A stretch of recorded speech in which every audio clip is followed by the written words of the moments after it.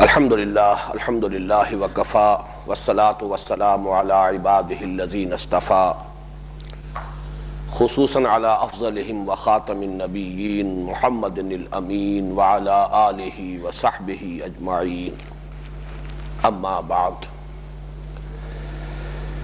سورہ بقرہ میں 5ویں رکوع سے شروع ہو کر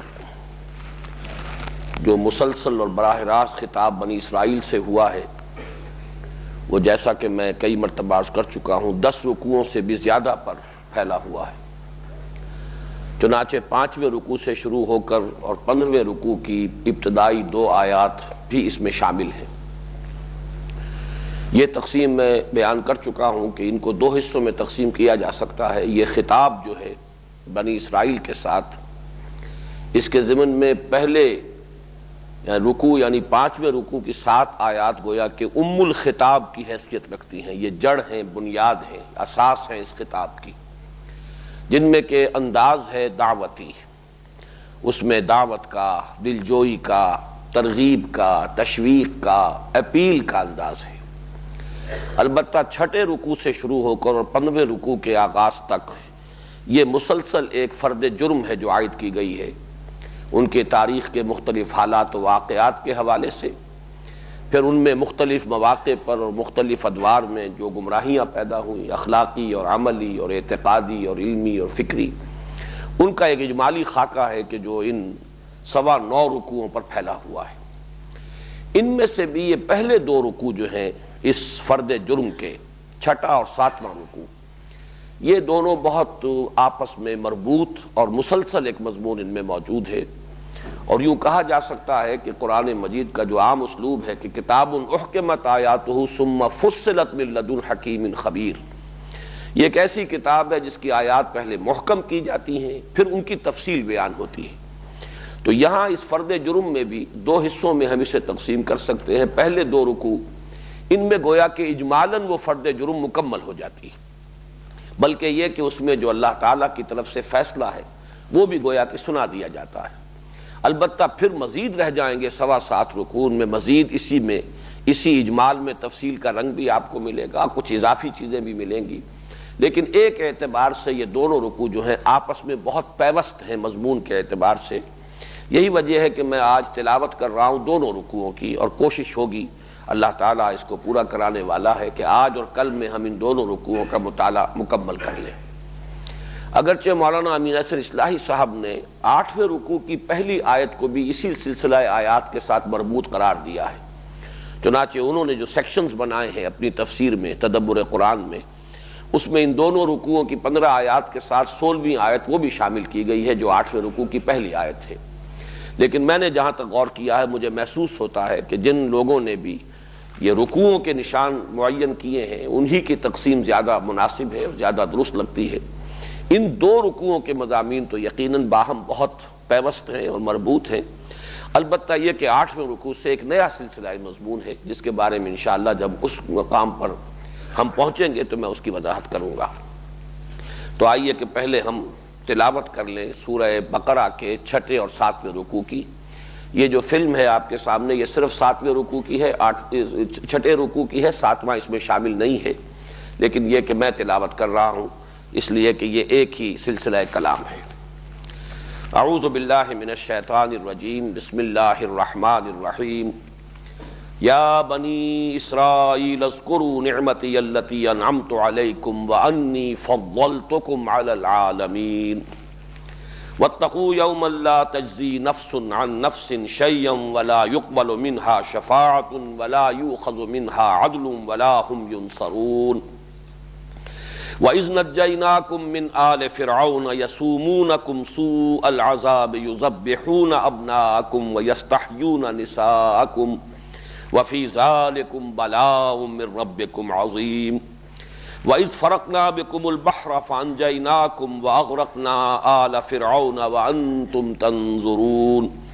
وَإِذْ وَاعَدْنَا مُوسَىٰ 40 لَيْلَةً ثُمَّ اتَّخَذْتُمُ الْعِجْلَ مِن بَعْدِهِ وَأَنتُمْ ظَالِمُونَ ثم عفونا عنكم من بعد ذلك لعلكم تشكرون وإذ آتينا موسى الكتاب والفرقان لعلكم تهتدون وَإِذْ قَالَ مُوسَىٰ لِقَوْمِهِ يَا قَوْمِ إِنَّكُمْ ظَلَمْتُمْ أَنفُسَكُمْ بِاتِّخَاذِكُمُ الْعِجْلَ فَتُوبُوا إِلَىٰ بَارِئِكُمْ فَاقْتُلُوا أَنفُسَكُمْ ذَٰلِكُمْ خَيْرٌ لَكُمْ عِندَ بَارِئِكُمْ فَتَابَ عَلَيْكُمْ إِنَّهُ هُوَ التَّوَّابُ الرَّحِيمُ وَإِذْ قُلْتُمْ يَا مُوسَىٰ لَن نُّؤْمِنَ لَكَ حَتَّىٰ نَرَى اللَّهَ جَهْرَةً فَأَخَذَتْكُمُ الصَّاعِقَةُ وَأَنتُمْ تَنظُرُونَ ثم بعثناكم من بعد موتكم لعلكم تشكرون وظللنا عليكم الغمام وأنزلنا عليكم المن والسلوى كلوا من طيبات ما رزقناكم وما ظلمونا ولكن كانوا أنفسهم يظلمون وَإِذْ قُلْنَا ادْخُلُوا هَٰذِهِ الْقَرْيَةَ فَكُلُوا مِنْهَا حَيْثُ شِئْتُمْ رَغَدًا وَادْخُلُوا الْبَابَ سُجَّدًا وَقُولُوا حِطَّةٌ نَغْفِرْ لَكُمْ خَطَايَاكُمْ وَسَنَزِيدُ الْمُحْسِنِينَ فَبَدَّلَ الَّذِينَ ظَلَمُوا قَوْلًا غَيْرَ الَّذِي قِيلَ لَهُمْ فَأَنزَلْنَا عَلَى الَّذِينَ ظَلَمُوا رِجْزًا مِّنَ السَّمَاءِ بِمَا كَانُوا يَفْسُقُونَ وَإِذِ اسْتَسْقَىٰ مُوسَىٰ لِقَوْمِهِ فَقُلْنَا اضْرِب بِّعَصَاكَ الْحَجَرَ فانفجرت منه 12 عينا قد علم كل أناس مشربهم كلوا واشربوا من رزق الله ولا تعصوا في الأرض مفسدين وإذ قلتم يا موسى لن نصبر على طعام واحد فادع لنا ربك يخرج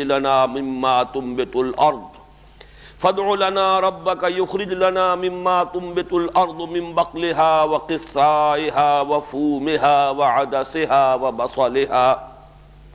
قال تستبدلون الذي هو أدنى بالذي هو خير اهبطوا مصرا فإن لكم ما سألتم وضربت عليهم الذلة والمسكنة وباءوا بغضب من الله ذلك بأنهم كانوا يكفرون بآيات الله ويقتلون النبيين بغير الحق ذلك بما عصوا وكانوا يعتدون صدق الله العظيم رب اشرح لي صدري ويسر لي أمري واحلل عقدة من لساني يفقهوا قولي اللهم ربنا ألهمنا رشدنا واعذنا من شرور أنفسنا اللهم أرنا الحق حقا وارزقنا اتباعه وأرنا الباطل باطلا وارزقنا اجتنابه آمین یا رب العالمین۔ پچھلے درس میں عرض کر چکا ہوں کہ یہ جو فرد جرم شروع ہو رہی ہے بنی اسرائیل کے خلاف، اس کے آغاز میں جو 2 آیات آئی ہیں بعین ہی یہی 2 آیات اختتام پر آئی ہیں، اور یہ صرف ایک بات ہے، ایک انداز ہے بات کے بتانے کا، سمجھانے کا، اور اس کے حوالے سے واقعہ یہ ہے کہ کچھ چیزیں آسانی سے ذہن نشین ہو جاتی ہیں پھر یاد رہتی ہیں، کہ اس کی تشبیہ ہے جیسے کہ بریکٹس شروع ہوتی ہیں اور بند ہوتی ہیں، اور بریکٹس جو ہے خاص طور پر بڑی بریکٹ جو ہے اس کا اکثر و بیشتر حصہ تو وہی ہے، ایک خط ہے مستقیم افقی، لیکن یہ کہ اس کے جو دونوں طرف کی بریکٹس ہیں ان کے ایک طرف کا رخ ایک طرف ہوگا اور اس کے برعکس ہوگا آخر میں جب بریکٹ بند ہوگی۔ بس اتنا ہی فرق ان 2 آیات میں ہے، ایک آیت جو کہ تو، البتہ دوسری آیت میں ذرا ترتیب بدل گئی ہے، جیسا کہ میں پچھلی مرتبہ عرض کر چکا ہوں، آج بھی دوبارہ سامنے آ جائے گا۔ لیکن یہ کہ مجھے حیرت ہے کہ یہ جو اسلوب یہاں پر قرآن مجید نے اختیار کیا، اس کی طرف بہت کم لوگوں کی توجہ ہوئی کہ آخر کیا وجہ ہے کہ 5ویں رکوع میں بھی یا بنی اسرائیل اذکروا نعمتی التی انعمت علیکم واوفوا بعہدی اوف بعہدکم، پھر یہ کہ اس کے بعد 6واں رکوع شروع ہو رہا ہے یا بنی اسرائیل اذکروا نعمتی التی انعمت علیکم وانی فضلتکم علی العالمین، پھر جب یہ خطاب ختم ہو رہا ہے پھر بعین ہی یہی آیت دہرا کر آ رہی ہے۔ اس سے جو اشارے ہیں، یہ قرآن مجید کی یہ ترتیب، یہ سیاق و سباق، یہ جو مضامین کی تقسیم ہے، یقیناً اس میں بڑی حکمت پوشیدہ ہے۔ بہرحال اس کی طرف بہت کم لوگوں کی توجہ ہوئی ہے، لیکن مجھے تو اسی میں الحمدللہ کہ اس سب سے مشکل مسئلے کا حل ملا ہے جس کا میں نے پہلے بھی ذکر کیا تھا، اور انشاءاللہ اگلے درس میں پھر جب نوبت آئے گی 8ویں رکوع کی پہلی آیت کے جب وہ مطالعہ کریں گا تب اس پر تفصیلاً گفتگو ہوگی۔ اس کا جو حل ہے میرے ذہن میں اسی تقسیم کے حوالے سے ہوا۔ فرمایا یا بنی اسرائیل اذکروا نعمتی التی انعمت علیکم، اے بنی اسرائیل، بیان کر چکا ہوں اسرائیل حضرت یعقوب کا لقب ہے، اسر اور ایل سے مل کر بنا ہے، اسر بمانی عبد، ایل بمانی اللہ، عبد اللہ، یہ گویا کہ ان کا لقب ہے۔ اے عبداللہ کی اولاد یعنی حضرت یعقوب کی اولاد، اذکروا نعمتی التی انعمت علیکم، یاد کرو میری اس نعمت کو جو میں نے تم پر انعام فرمائی۔ یہاں جو تکرار ہے پچھلے رکوع کی پہلی آیت میں بھی اذکروا نعمتی کافی تھا، لیکن اس کے بعد التی انعمت علیکم، اس میں تاکید بھی ہے، اور دوسرے یہ کہ اس میں اصل فضل ہے ہمارا جو ہم نے تم پر کیا۔ انعمت علیکم، میں نے انعام کیا تم پر، یہ تمہارا کوئی استحقاق نہیں تھا بلکہ اللہ تعالیٰ کی طرف سے جو بھی تمہیں فضیلت عطا ہوئی ہے، یہ جان لو کہ یہ وہبی ہے، عطا کردہ ہے، یہ اللہ تعالیٰ کی دی ہوئی ہے، اس میں تمہارے استحقاق کو کوئی دخل حاصل نہیں ہے۔ اس لیے کہ جب انسان یہ سمجھتا ہے کہ میرے استحقاق کی بنیاد پر مجھے کوئی چیز ملی ہے تو اس میں عجب پیدا ہوتا ہے، فخر پیدا ہوتا ہے، غرور پیدا ہوتا ہے، اور یہی عجب اور غرور اور فخر جو ہے یہ در حقیقت بہت سی اعتقادی اور عملی گمراہیوں کی بنیاد اور سبب بن جاتا ہے۔ تو فرمایا یاد کرو میری اس نعمت کو جو میں نے تم پر انعام فرمائی، اور وَأَنِّي فَضَّلْتُكُمْ عَلَى الْعَالَمِينَ، یہ یہاں اس پچھلی آیت کے مقابلے میں اضافہ ہو رہا ہے، اور میں نے تو تمہیں تمام جہانوں پر فضیلت دی۔ اس میں سب سے پہلی بات یہ نوٹ کیجئے کہ یہ عربی زبان کا نحو کا ایک اسلوب ہے کہ بعض اوقات ظرف جو ہے اس کو جمع اس کی کر کے، لیکن اس میں مظروف کی جمع مراد ہوتی ہے۔ یہ ظرف ہے عالم، اور اس میں تمام انسان ہیں، عالم انسانیت، تمام اقوام اور مختلف جو بھی علاقے کے اندر نسلیں آباد ہیں،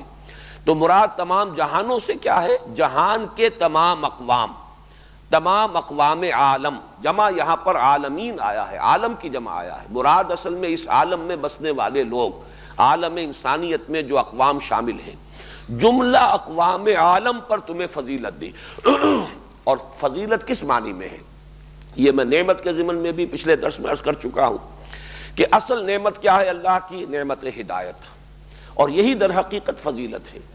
جیسے کہ تفصیل سے میں نے پچھلی مرتبہ عرض کیا تھا، قرآن مجید سے بالخصوص سورہ حدید کی آیت نمبر 26 سے یہ ظاہر ہوتا ہے کہ اللہ تعالیٰ نے نبوت اور رسالت کے لیے خاص کر لیا حضرت ابراہیم کی نسل کو۔ یہ اب حضرت ابراہیم کے بعد انہی کی اولاد کی مختلف شاخوں میں نبوت و رسالت اور انزال کتب کا سلسلہ جاری رہا، شریعت انہی کو عطا ہوئی ہے۔ اس میں تھوڑا سا اضافہ کر لیجئے کہ اللہ تعالیٰ کی ہدایت کی صرف یہی ایک شکل نہیں ہے، یہ اس کی تکمیلی شکل ہے۔ ہدایت خداوندی کبھی حکمت کی شکل میں ہوتی ہے، جس کی ایک بڑی نمایاں مثال قرآن مجید میں حضرت لقمان کی ہے، وَلَقَدْ آتَيْنَا لُقْمَانَ الْحِكْمَةَ أَنِ اشْكُرْ لِلَّهِ، اور یہ بات سب کے نزدیک تقریباً مسلم ہے کہ وہ نہ نبی تھے نہ کسی نبی کے امتی تھے، ایک حکیم اور دانا انسان۔ اس اعتبار سے یہ ضروری نہیں ہے کہ دنیا کے ہر علاقے میں نبوت رہی ہو، اگرچہ یہ ہمیں معلوم ہے اصولاً کہ انبیاء اور رسل صرف وہی نہیں آئے ہیں دنیا میں کہ جن کا ذکر قرآن میں ہے، قرآن مجید کی نص ہے، بہت سے ایسے نبی ہیں جن کا ذکر قرآن میں نہیں ہے، بہت سے ایسے رسول ہیں جن کا ذکر قرآن میں نہیں ہے، لیکن یہ کہ یہ بھی لازم نہیں آتا کہ ہر قوم میں یا ہر علاقے میں نبی اور رسول آئے ہوں۔ ہدایت خداوندی، چنانچہ جو الفاظ آتے ہیں اس عموم کے، اس میں لفظ نبوت نہیں ہے بلکہ نذیر، وَإِن مِّن قَرْيَةٍ إِلَّا خَلَا فِيهَا نَذِيرٌ، نہیں کوئی بستی ایسی جس میں کوئی نہ کوئی خبردار کرنے والا نہ آیا ہو۔ یا یہ کہ وَلِكُلِّ قَوْمٍ ہاد، ہر قوم کے لیے ہم نے ہادی بھیجے ہیں۔ تو ہادی ہونا، نذیر ہونا، یہ مستلزم نہیں ہے نبی اور رسول ہونے کو۔ بہرحال حضرت ابراہیم علیہ السلام کا معاملہ جیسا کہ میں عرض کر چکا ہوں، اب سے تقریباً 4، سوا 4، 4,500 برس قبل کا معاملہ ہے، اور جہاں تک تاریخ انسانی کا تعلق ہے، جو بھی اب تک ہمارے پاس مختلف ذرائع سے معلومات حاصل ہو سکی ہیں، وہ بھی تقریباً اسی دور سے متعلق ہے۔ گویا کہ حضرت ابراہیم علیہ السلام at the dawn of history جس کو ہم کہیں گے، کہ یہ گویا کہ طلوع ہے تاریخ انسانی کا، اس وقت اس دور سے حضرت ابراہیم کا تعلق ہے۔ حضرت نوح علیہ السلام، حضرت ہود، حضرت صالح اور بہت سے آئے ہوں گے انبیاء حضرت نوح کی اولاد میں، اس لیے کہ حضرت ابراہیم سے پہلے نبوت اور رسالت کا سلسلہ رہا ہے حضرت نوح کی نسل میں،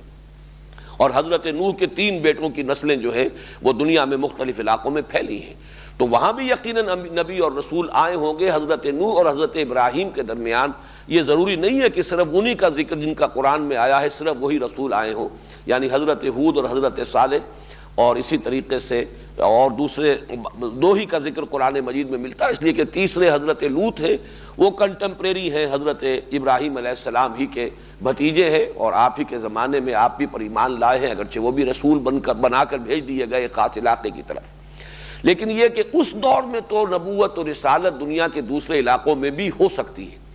لیکن حضرت ابراہیم علیہ السلام کے بعد قرآن مجید میں سورہ حدید کی آیت نمبر 26 سے یہ لازم آتا ہے کہ پھر نبوت اور رسالت حضرت ابراہیم کی نسل ہی میں رہی۔ وَلَقَدْ أَرْسَلْنَا نُوحًا وَإِبْرَاهِيمَ وَجَعَلْنَا فِي ذُرِّيَّتِهِمَا النُّبُوَّةَ وَالْكِتَابَ، ہم نے ان کی نسل ہی کے اندر معین کر دی، رکھ دی نبوت اور کتاب۔ اس اعتبار سے یہ نسل ابراہیمی جو ہے اسی کے اندر یہ سلسلہ نبوت اور رسالت جاری رہا، اور یہ ہمیں معلوم ہے کہ اس میں سب سے زیادہ جو سلسلہ جاری رہا ہے یہ حضرت اسحاق کے بیٹے حضرت یعقوب، اور پھر ان سے جو نسل چلی ہے یہی ہے جنہیں کہ دنیا میں عام طور پہ جانا جاتا ہے کہ prophets of the Old Testament, جن کا ذکر جو ہے تورات کے اندر آتا ہے، اس کے مختلف صحیفوں کے اندر موجود ہے۔ یہ فضیلت ہے جو تمام جہان والوں پر یعنی تمام اقوام عالم پر اللہ تعالیٰ نے ان کو عطا فرمائی۔ اسی نبوت اور رسالت کا پھر مظہر یہ ہے کہ یہ تو دنیا میں تسلیم کیا جاتا ہے کہ توحید اپنی صریح اور واضح صورت میں صرف انہی کے ہاں پائی گئی ہے۔ باقی دنیا جو ہے کہیں اسلام پرستی چل رہی ہے، کہیں کواکب پرستی چل رہی ہے، کہیں مظاہر پرستی چل رہی ہے، کہیں درختوں کو پوجا جا رہا ہے، کہیں سانپوں کو اور بچھوؤں کو پوجا جا رہا ہے۔ تو مظاہر پرستی جو ہے دنیا میں ہر جگہ پر آپ کو نظر آئے گی، لیکن یہ قوم جو ہے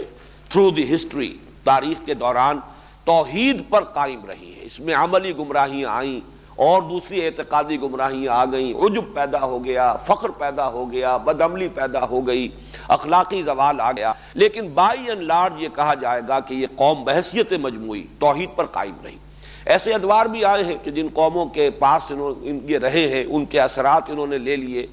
کنعانیوں کے اثرات، موابیوں کے اثرات، چنانچہ ان کے ہاں شرک کی آلائش بھی آ گئی، لیکن تسلسل کے ساتھ یہ قوم جو ہے بحیثیت مجموعی توحید خداوندی پر قائم رہی۔ یہی در حقیقت اس کا فضیلت کا سب سے بڑا ترہ امتیاز ہے۔ یا بنی اسرائیل اذکروا نعمتی التی انعمت علیکم وانی فضلتکم علی العالمین واتقوا یوما لا تجزی نفس عن نفس شیئا ولا یقبل منها شفاعۃ ولا یؤخذ منها عدل ولا هم ینصرون۔ یہی آیت آخر میں آئے گی صرف اس فرق کے ساتھ کہ واتقوا یوما لا تجزی نفس عن نفس شیئا، یہ تو جو کا تو ہوگا، ولا يقبل منها عدل ولا تنفعها شفاعت، یعنی عدل اور شفاعت کے اندر ترتیب صرف بدل جائے گی، یہاں جو ہے لا يقبل منها شفاعت ولا يؤخذ منها عدل ہے، وہاں ہوگا ولا يقبل منها عدل ولا تنفعها شفاعت، پھر آخری ٹکڑا جو کا تو ہے ولا هم ينصرون۔ یہ آیت جو ہے اس اعتبار سے بڑی اہمیت کی حامل ہے کہ جیسا کہ میں نے عرض کیا تھا، مسلمان قوم کے اندر جب زوال آتا ہے تو اس کا اصل سبب ایمان بالآخرت میں ضعف کا پیدا ہو جانا ہے۔ میں نے بارہا یہ بیان کیا ہے، اور پچھلے سال جو یہاں پر محاضرات قرآنی ہوئے حقیقت ایمان کے موضوع پر، تو ایک تقسیم یاد ہوگی جو حضرات اس میں شریک رہے ہیں کہ ایمانیات ثلاثہ میں میں نے ایک تقسیم کی کہ جہاں تک ایمان اصولی، علمی، نظری اعتبار سے ایمان کا تعلق ہے، اہم ترین ایمان ایمان باللہ یا توحید، لیکن جہاں تک قانونی ایمان کا تعلق ہے، فقہی ایمان کا تعلق ہے، جس کی بنیاد پر کسی کو دنیا میں مسلمان مانا جائے، تو وہ ہے ایمان بالرسول، ایمان بالرسالت۔ جو رسول کو مانے گا وہ مسلمان ہے، جو نہیں مانے گا چاہے بڑے سے بڑا موحد ہو، آخرت پر کتنا ہی یقین رکھتا ہو، رسول کو نہیں مانے گا تو وہ اس امت کے دائرے سے خارج۔ لیکن عملی اعتبار سے، اخلاقی اعتبار سے، انسان کے عملی رویے کے اوپر سب سے زیادہ جو مؤثر ایمان ہے، جس کی چھاپ پڑتی ہے، وہ ایمان بالآخرہ ہے۔ اگر یہ گرفت رہے کہ جانا ہے اللہ کے حضور، پیشی ہونی ہے، وہاں کوئی چھڑانے والا نہیں، وہاں کوئی کسی کی سفارش فائدہ نہیں پہنچائے گی، اگر اس ایمان بالرسالت کی پختگی بھی ہو، اس کی انٹینسٹی بھی ہو، پھر یہ کہ کوئی غلط عقیدہ جو ہے اسے غیر مؤثر نہ کر دے۔ یہ غیر مؤثر کرنے والے اعتقادات یہ ہیں کہ اللہ پر ایمان بھی، آخرت پر ایمان بھی ہے، لیکن یہ کہ کوئی ہستیاں ایسی ہیں کہ جن کی سفارش سے وہاں چھوٹ مل جائے گی، چھٹکارا ہو جائے گا، لہذا کچھ تھوڑی بہت جو ہے ان ہستیوں کے لیے کچھ جو ہے ڈنڈوت کی جائے، کچھ ان کے لیے بھی مراسم عبودیت بجا لائے جائیں، تو ان کی شفاعت سے، ان کی سفارش سے بیڑا پار ہو جائے گا۔ یا یہ کہ اسی طریقے سے ہم تو ہیں ہی بخشے بخشائے، اس لیے کہ ہم تو ایک خاص امت سے متعلق ہیں، ہمارا ایک تعلق ہے انبیاء کی نسل سے، ہم ابراہیم اور اسحاق اور یعقوب کی اولاد ہیں، تو بہرحال ہمارے ساتھ کوئی ترجیحی معاملہ ہوگا، دوسروں کے ساتھ جو ہے ہمارا اور ان کا معاملہ جو ہے وہ بالکل ہم وزن نہیں ہوگا، بلکہ یہ کہ ہم اگر جہنم میں جھونکے بھی گئے اپنی بدعمالیوں کی وجہ سے تو چند دن، لن تمسنا النار الا ایاما معدودات یا معدودہ، دو جگہ یہ آیت آئی ہے صرف اس ایک فرق کے ساتھ، معدودہ یا معدودات۔ معدودات کے وزن پر جو جمع آتی ہے اس کو جمع قلت کہا جاتا ہے، اور اس کا زیادہ سے زیادہ اطلاق 2-3 پر ہوتا ہے، گویا کہ صرف 2-3 دن کے لیے صرف ہم جہنم میں جھونکے جائیں گے، باقی ہمیں نکال لیا جائے گا۔ خلود فی النار ہمارے لیے نہیں ہے، ہمیشہ ہمیشہ جہنم میں رہنا یہ دوسروں کے لیے ہمارے لیے نہیں۔ تو یہ مختلف چیزیں ہیں کہ جس سے جیسے زیرو سے جب ضرب دی جائے تو بڑی سے بڑی رقم ہو، زیرو سے ضرب کھائے گی زیرو ہو جائے گی۔ ایمان بالآخرہ کتنا ہی اپنی جگہ پر مضبوط ہو، کتنا ہی اس پر یقین ہو، بعث بعد الموت پر بھی اور حشر و نشر پر بھی، لیکن اگر اس قسم کا کوئی عقیدہ شامل ہو جائے، شفاعت باطلہ کا کوئی تصور ہو، یا یہ کہ اپنے بخشے بخشائے ہونے کا کوئی تصور ہو، ہم تو اللہ کے خاص منظور نظر ہیں، ہمارا معاملہ مختلف ہے، تو ظاہر بات ہے کہ پھر وہ ایمان بالآخرہ گویا کہ زیرو سے ضرب کھا کر زیرو ہو گیا، اگرچہ موجود ہے بظاہر زبانی اقرار کی حد تک، لیکن اس کی تاثیر ختم ہو جائے گی، اس کا کوئی اثر انسان کے کردار پر، اس کے عملی رویے کے اوپر پھر ظاہر نہیں ہوگا۔ چنانچہ اس پورے سلسلہ مضمون کے ابتدا اور اختتام پر، اور اس میں سب سے بڑی بات جو آ رہی ہے وہ کیا ہے؟ ایمان لاؤ محمد پر صلی اللہ علیہ وسلم۔ اس ایمان پر سب سے زیادہ آنے والی بات کون سی ہے؟ کہ ہم تو بہت فضیلت والی قوم ہیں۔ یعنی ان دونوں آیتوں کا تعلق دیکھیے کہ سابقہ رکوع کے مضامین کے ساتھ اصل میں تعلق کیا ہے، کیا چیز مانے ہو رہی تھی۔ ان کے علماء نے پہچان لیا تھا حضور کو صلی اللہ علیہ وسلم، یعرفونہ کما یعرفون ابناہم، ایسے پہچانتے تھے حضور کو جیسے اپنے بیٹوں کو پہچانتے ہیں۔ انہی کے قرب کی وجہ سے جو یثرب کے جو یہ قبائل تھے وہ ان کو ایمان نصیب ہو گیا۔ پہلے مرتبہ جو 6 افراد جو ہیں جو ایمان لائے ہیں حضور پر صلی اللہ علیہ وسلم سن 10 کے موسم حج میں، ان کے پاس جب حضور پہنچے ہیں اور آپ نے دعوت پیش کی ہے تو روایات میں آتا ہے انہوں نے ایک دوسرے کو کلنکھیوں سے دیکھا، اس لیے کہ یثرب سے آئے ہوئے لوگ تھے یہ، اور یہود سے وہ سنا کرتے تھے کہ نبی آخر الزمان کی بعثت کا وقت قریب آ چکا ہے، جب ان کی بعثت ہوگی ہم ان پر ایمان لائیں گے، ہم ان کو مانیں گے، ان کے ساتھ ہو کر جب تم سے جنگ کریں گے تو تم ہمیں شکست نہیں دے سکو گے۔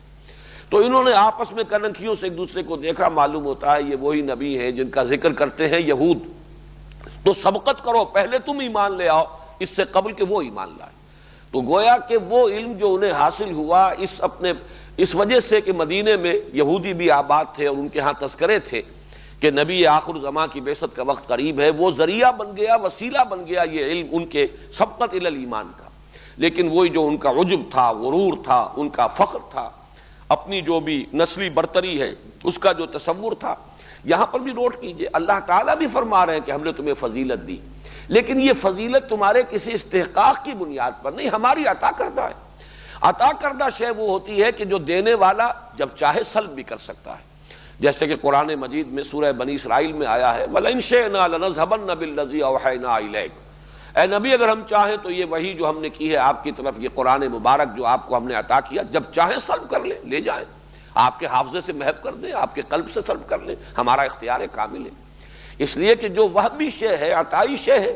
وہ جو بھی واہب ہے، عطا کرنے والا ہے، وہ جب چاہے اسے واپس بھی لے سکتا ہے۔ اسی اعتبار سے ہے وہ شعر بڑا پیارا کہ لائی حیات آئے قضا لے چلی چلے، اپنی خوشی سے آئے نہ اپنی خوشی چلے۔ یہ کوئی ہماری خانہ زاد شے نہیں ہے، ہمارا وجود، ہماری حیات، ہماری زندگی عطائی ہے، عطا کرنے والے نے دی ہے، جب تک اس کا وہ حکم ہے ہم رہیں گے، جب اس کا فرمان آئے گا ہم واپس لوٹ جائیں گے۔ تو اس اعتبار سے انی فضلتکم علی العالمین سے پہلے پھر تکرار کی گئی، انعمت علیکم، میں نے انعام فرمایا تم پر، یہ میری دین ہے، میری عطا ہے، اور یہ فضیلت عطائی ہے، یہ تمہاری استحقاقی نہیں ہے، تمہارے اپنا ذاتی جو ہے اس کی بنا پر نہیں ہے۔ اس اعتبار سے اب ان کے اندر ذرا سا ہوتا یہی ہے کہ مردی و نامردی قدم فاصلے دارت، ہدایت اور گمراہی کے درمیان کوئی بہت لمبے چوڑے فاصلے نہیں ہوتے، بال برابر ذرا آدمی جو ہے یک لحظہ غافل گشتم و 100 سالہ راہم دور شد. قرآن بھی کہہ رہا کہ فضیلت دی. اس اعتبار سے اگر ان کے اندر یہ خیال پیدا ہوا کہ we are the chosen people of the Lord تو کوئی حرج نہیں. یقیناً اللہ نے انہیں پسند کیا. ان اللہ اصطفیٰ آدم و نوحا و آل ابراہیم و آل عمران علی العالمین. قرآن مجید خود کہہ رہا اللہ نے پسند کیا، چنا، انہیں برگزیدگی عطا فرمائی. لیکن بس یہیں سے ٹھوکر کھا کر اس کو اپنا ذاتی وصف سمجھ لینا اور اس کی بنا پر مغرور ہو جانا، اس کی بنا پر فخر جو ہے اپنے اندر پیدا ہو جانا، عجب، یہی چیز ہے کہ جو پھر ان کے پاؤں کی بیڑی بن گئی اور وہ حضور صلی اللہ علیہ وسلم پر ایمان لانے سے محروم رہے. اب اس میں ڈرایا جا رہا ہے اس دن سے ڈرو، وہ دن واتقوا یوما لا تجزی نفس عن نفس شیئا. اس دن کا خیال کرو کہ جس دن کوئی جان کسی جان کی طرف سے کوئی بدلہ نہ دے سکے گی، یعنی کام نہ آ سکے گی، جسے ہم کہتے ہیں اپنے محاورے میں واتقوا یوما لا تجزی نفس عن نفس شیئا. کوئی جان کسی جان کے کام نہ آ سکے گی. یہ تجزی جو ہے نفس کے لیے چونکہ مؤنث کا صیغہ ہے، اسی اعتبار سے یہ چیز چونکہ قرآن مجید کے بڑی بنیادی تعلیمات میں سے ہے. میں چند اور مقامات کے حوالے سے اس مضمون کو موقت کر دینا چاہتا ہوں، اس لیے کہ جیسے کہ میں نے پہلے عرض کیا تھا حضور کی حدیث کے حوالے سے یہ ساری گمراہیاں ہمارے اندر بھی پیدا ہو چکی ہیں. ہم بھی امت مرحومہ ہیں، جیسے وہ chosen people of the lord, جیسے ان کو یہ غرہ تھا، یہ بھی امت مرحومہ ہے. جو کچھ بھی ہے لیکن تیرے محبوب کی امت میں ہے، بس تیرے محبوب میں امت میں ہونے کی بنا پر ہمارا ایک استحقاق ہے اور ہمارے ساتھ ترجیحی سلوک ہونا چاہیے. اس اعتبار سے یہی مضمون جو 2 مرتبہ یہاں آیا ہے، جیسے میں نے پچھلے درس میں حوالہ دیا تھا وَاسْتَعِینُوا بِالصَّبْرِ وَالصَّلَاحِ، جیسے کہ پچھلے رکوع کے اختتام پر آیا بنی اسرائیل سے خطاب کر کے، وہی آیت آ جائے گی 19ویں رکوع کے شروع میں یا ایھا الذین آمنوا استعینوا بالصبر والصلاح. اس لیے کہ دین کی بنیادی تعلیمات میں تو کوئی فرق و تفاوت نہیں ہے. اللہ تعالیٰ کے جو قوانین پہلے تھے وہ آج بھی ہیں. تمہیں بھی اب مدد کی ضرورت ہے مسلمانوں، اس لیے کہ تم پر بہت بڑا بوجھ آ رہا ہے، ذمہ داری آ رہی ہے. اب تم شہادت علی الناس کے منصب پر فائز کیے جا رہے ہو. اپنے اس مقصد کو اور مشن کو پورا کرنے کے لیے تمہیں مدد کی ضرورت ہے، لیکن مدد ملے گی صبر اور نماز سے، جیسے کہ کہا گیا بنی اسرائیل سے. اسی طریقے سے یہ آیت جو دو دفعہ آئی ہے بنی اسرائیل سے خطاب میں وَاتَّقُوا يَوْمًا لَا تَجْزِي نَفْسٌ عَن نَفْسٍ شَيْئًا وَلَا يُقْبَلُ مِنْهَا شَفَاعَةٌ وَلَا يُؤْخَذُ مِنْهَا عَدْلٌ وَلَا هُمْ يُنصَرُونَ. بعین ہی یہی مضمون آپ کو مل جائے گا آیت نمبر 254 میں مسلمانوں سے خطاب کر کے. آیت الکرسی جو ہے 255 اس سے جو پہلی آیت ہے یا ایھا الذین آمنوا انفقوا مما رزقناکم من قبل ان یاتی یوم لا بیع فیہ ولا خلۃ ولا شفاعۃ والکافرون هم الظالمون. اہل ایمان اللہ کا تقوی اختیار کرو اور خرچ کر دو، لگا دو، کھپا دو، وہ چیز جو اللہ نے تمہیں دی ہے اس کے راستے میں صرف کر دو، اس سے پہلے کہ وہ دن آ دھمکے جس دن نہ کوئی دوستی کام آئے گی، نہ کوئی لین دین ہوگا، نہ کوئی شفاعت فائدہ پہنچائے گی. تو یہ مضمون جو ہے اپنی جگہ پر انتہائی اہم ہے.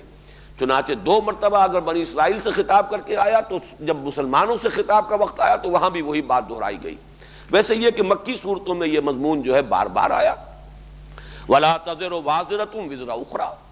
نہیں اٹھائے گی کوئی جان کسی اور کے بوجھ کو. ہر ایک کو اپنا اپنا بوجھ اٹھانا ہے، اپنی اپنی گٹھلیاں جو ہیں اپنے اپنے کندھوں پر ہوں گی.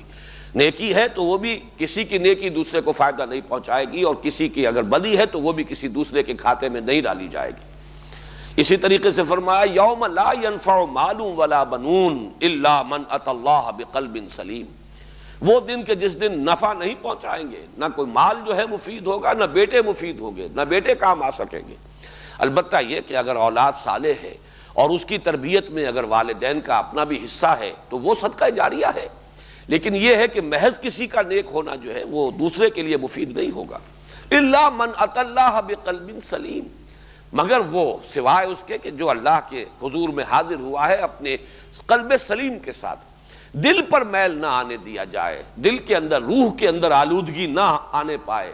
گناہوں کے اثرات جو ہیں وہ اس کو ملوث نہ کر دیں. اسی طرح وَاخْشَوْا یوماً، یہ سورہ لقمان کی آیت بڑی اہم ہے. وَاخْشَوْا یوماً لا یجزی والد عن ولدہ شیئا ولا مولود هو جاز عن والدہ شیئا. ڈرو اس دن سے جس دن کے کوئی والد جو ہے اپنے اولاد کے کام نہیں آ سکے گا، نہ اولاد اپنے والدین کے کام آ سکے گی. اس لیے کہ ہر ایک کو اپنی ذمہ داری، اپنی اکاؤنٹیبلٹی خود فیس کرنی ہے. جیسے کہ ایک اور جگہ پر فرمایا کہ کلہم آتی ہے یوم القیامت فردا، ہر ایک کو وہاں انفرادی حیثیت سے پیش ہونا ہے. اور وہ تو دو مقامات جو ہیں قرآن مجید کے وہ بہت ہی لرزہ طاری کر دینے والے ہیں، جیسے کہ سورہ معارج میں بھی آیا ہے اور آخری پارے میں بھی آیا ہے، یوم یفر المرء من اخیہ وامہ وابیہ وصاحبتہ وبنیہ لکل امرئ منہم یومئذ شأن یغنیہ، جس دن کے بھاگے گا انسان اپنے بھائی سے بھی اور اپنی ماں سے بھی اور اپنے باپ سے بھی اور اپنی بیوی سے بھی اور اپنے بیٹوں سے بھی، ہر ایک کو پڑی ہوگی اپنی ہی دھن، اپنی ہی فکر ہوگی، ہر ایک کو جو ہے وہ بس اپنا انجام جو ہے اس کے بارے میں فکر ہو، دامنگیر ہوگا، کسی اور کے بارے میں وہ کچھ اس وقت سوچ بھی نہیں سکے گا۔ اس سے بھی زیادہ لرزہ طاری کر دینے والے الفاظ جو ہیں وہ سورہ معارج کے ہیں، یود المجرم لو یفتدی من عذاب یومئذ ببنیہ وصاحبتہ واخیہ وفصیلتہ التی تؤویہ ومن فی الارض جمیعا ثم ینجیہ کلا انہا لظی، جس دن کے انسان یہ چاہے گا، مجرم یہ چاہیں گے کسی طرح فدیے میں لے لیے جائیں ان سے اس کے بیٹے، اور فدیے میں لے لی جائے بیوی بھی، اور فدیہ میں لے لیا جائے بھائی بھی، اور اس کا وہ سارا کنبہ قبیلہ جس نے کہ اسے پناہ دی، پالا پوسا، اس کی حفاظت کی، اور جو بھی زمین میں ہے کل تمام مخلوقات فدیے میں لے کر اور کسی طریقے سے اس کو نجات مل جائے۔ تو اب یہ کیفیت جو ہے جب تک کہ یہ سامنے نہ رہے اس وقت تک ایمان بالآخرہ جو ہے اس کے اندر تاثیر نہیں ہوگی، اس کا کوئی اثر انسان کے قلب پر، اس کے کردار پر، اس کے اعمال پر وارد نہیں ہوگا۔ دوسرا فرمایا وَلَا يُقْبَلُ مِنْهَا شَفَاعَةٌ، اور نہ ہی کسی جان کی طرف سے کوئی شفاعت قبول کی جائے گی۔ اس میں اصل میں اگرچہ قرآن مجید میں بہت سے مقامات پر شفاعت کی نفی کلی بھی آئی ہے، لیکن بعض مقامات پر اس کا ایک اثبات بھی آیا ہے، اور وہ اثبات یہ ہے کہ جس کے لیے بھی اللہ تعالیٰ اجازت دے دے گا اور جسے اجازت دے دے۔ چنانچہ شفاعت کی پھر ہمارے ہاں دو قسمیں ہوئی ہیں،